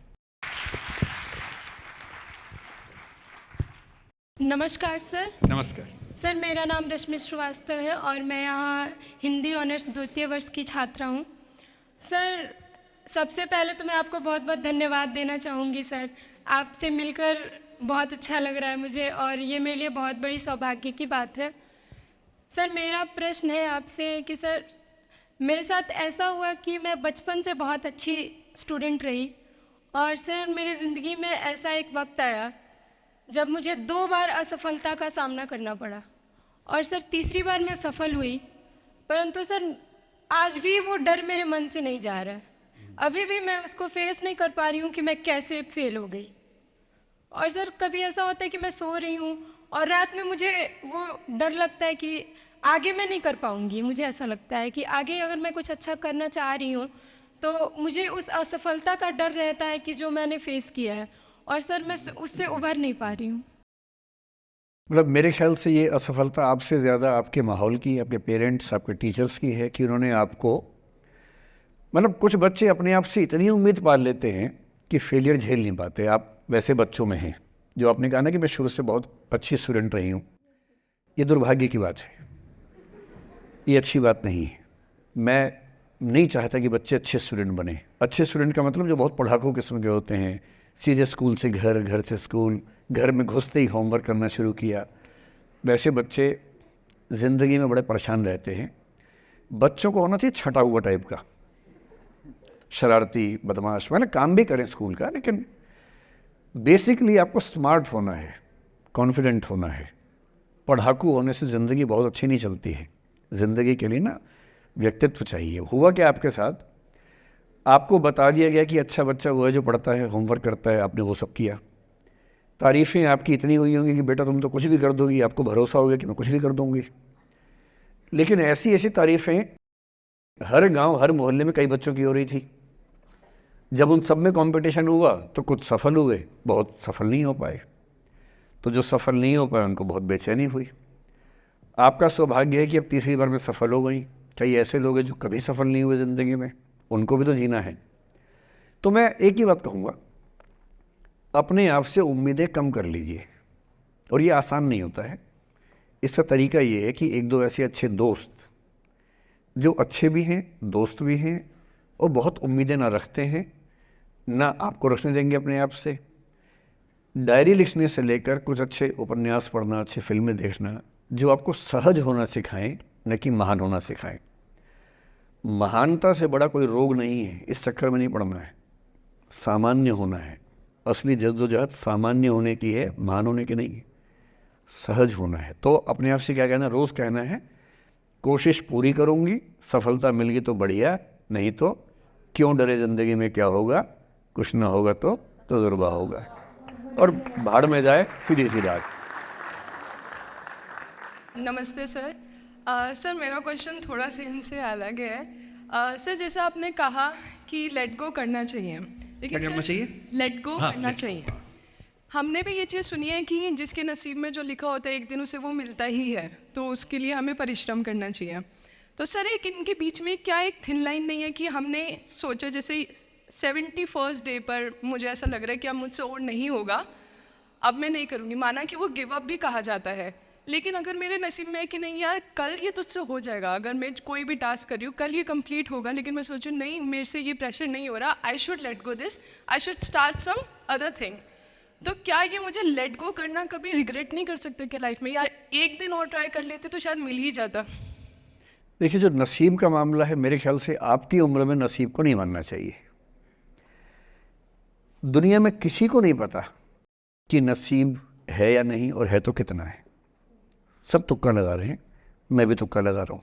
ठीक, जो हार जाता है ना उसको तसल्ली देना बहुत ज़रूरी है, वरना वो जी नहीं पाएगा। और पराजित व्यक्ति को तसल्ली देने के लिए सबसे अच्छा शब्द है नसीब, भाग्य, नियति। बहुत ज़रूरी है। और इसलिए एक उम्र के बाद गीता का सार पढ़ना बहुत ज़रूरी है। समझना पड़ता है कि सब कुछ हमारे हाथ में नहीं होता है, सच में नहीं होता है। पर इसका मतलब ये भी नहीं है कि सब कुछ किसी और के हाथ में होता है। अगर ऐसा होता तो बिना मेहनत करने वाले IAS बन जाते या कुछ भी बन जाते। ये हो सकता है कि IAS बनने के एग्ज़ाम में 10 ने मेहनत की, उनमें से 8 का हुआ, 2 का नहीं हुआ। पर ये नहीं हो सकता कि एक आदमी ने मेहनत नहीं की तो उसका IAS हो गया। बिना मेहनत के तो नसीब भी नहीं मिलने वाला है। इसलिए ये मान लीजिए कि कुछ ना कुछ चीज़ें हमारे कंट्रोल में नहीं हैं, लेकिन जितना कंट्रोल में है उस पर पूरी ताकत लगाएंगे, पूरा डिसिप्लिन रखेंगे, तो हम अपनी किस्मत सबसे अच्छी लिख पाएंगे। सबसे अच्छी मतलब बाकियों से नहीं, मेरी जितनी अच्छी हो सकती है उतनी अच्छी लिख पाएंगे। और इसलिए अगर आपको लगे कि मैं नहीं कर पाऊंगी कोई काम, तो उसको गिव अप ही कहते हैं। लेट गो का मतलब तब होता है जब आप मन भर चुका है, अब उसकी ज़रूरत महसूस नहीं हो रही। जैसे IAS बनने की कोशिश कर रहे हैं, नहीं बन पाए, तैयारी छोड़ दी, गिव अप है। बन गए, नौकरी की, मज़ा नहीं आया, छोड़ दिया, ये लेट गो है। लेट गो करने के लिए पहले हासिल करना पड़ता है, या हासिल होने से पहले उस मनोभूमि पर पहुंचना पड़ता है जहां हासिल होने का सुख आपने महसूस कर लिया और उसमें मज़ा नहीं आया, ठीक ही है, औसत है, तब छोड़ दिया। इसलिए आपकी उम्र को शोभा नहीं देता कि हम नसीब की बात करें, ये शोभा देता है मेरी उम्र को। तो 30-40 के बाद नसीब, भाग्य, नियति चलेगा। फ़िलहाल कर्म पे भरोसा कीजिए, मेहनत, डिसिप्लिन, और मोटिवेशन से ज़्यादा महत्वपूर्ण है डिसिप्लिन, ध्यान रखिएगा। मोटिवेशन का ग्राफ ऐसा होता है, फिर ऐसे नीचे आता है धीरे धीरे। डिसिप्लिन ऐसे रहता है, और डिसिप्लिन वाला व्यक्ति हमेशा मोटिवेशन वाले व्यक्ति से ज़्यादा सफल होगा, ये मान के चलिए। सबसे अच्छा क्या है? Motivation with discipline. तो कोशिश कीजिए कि नसीब पे ना छोड़िए, अपने भरोसे कीजिए। All the best. Now, I would like to invite our president, who is the fuel to our rocket, Palak Chauhan, to present a vote of thanks. I would like to thank our guest speaker, Mr. Vikas Divikirti sir, who came here for this session and gave us his valuable time. I'm pretty sure all the audience members present over here get a new perception and along with a powerful motivational session.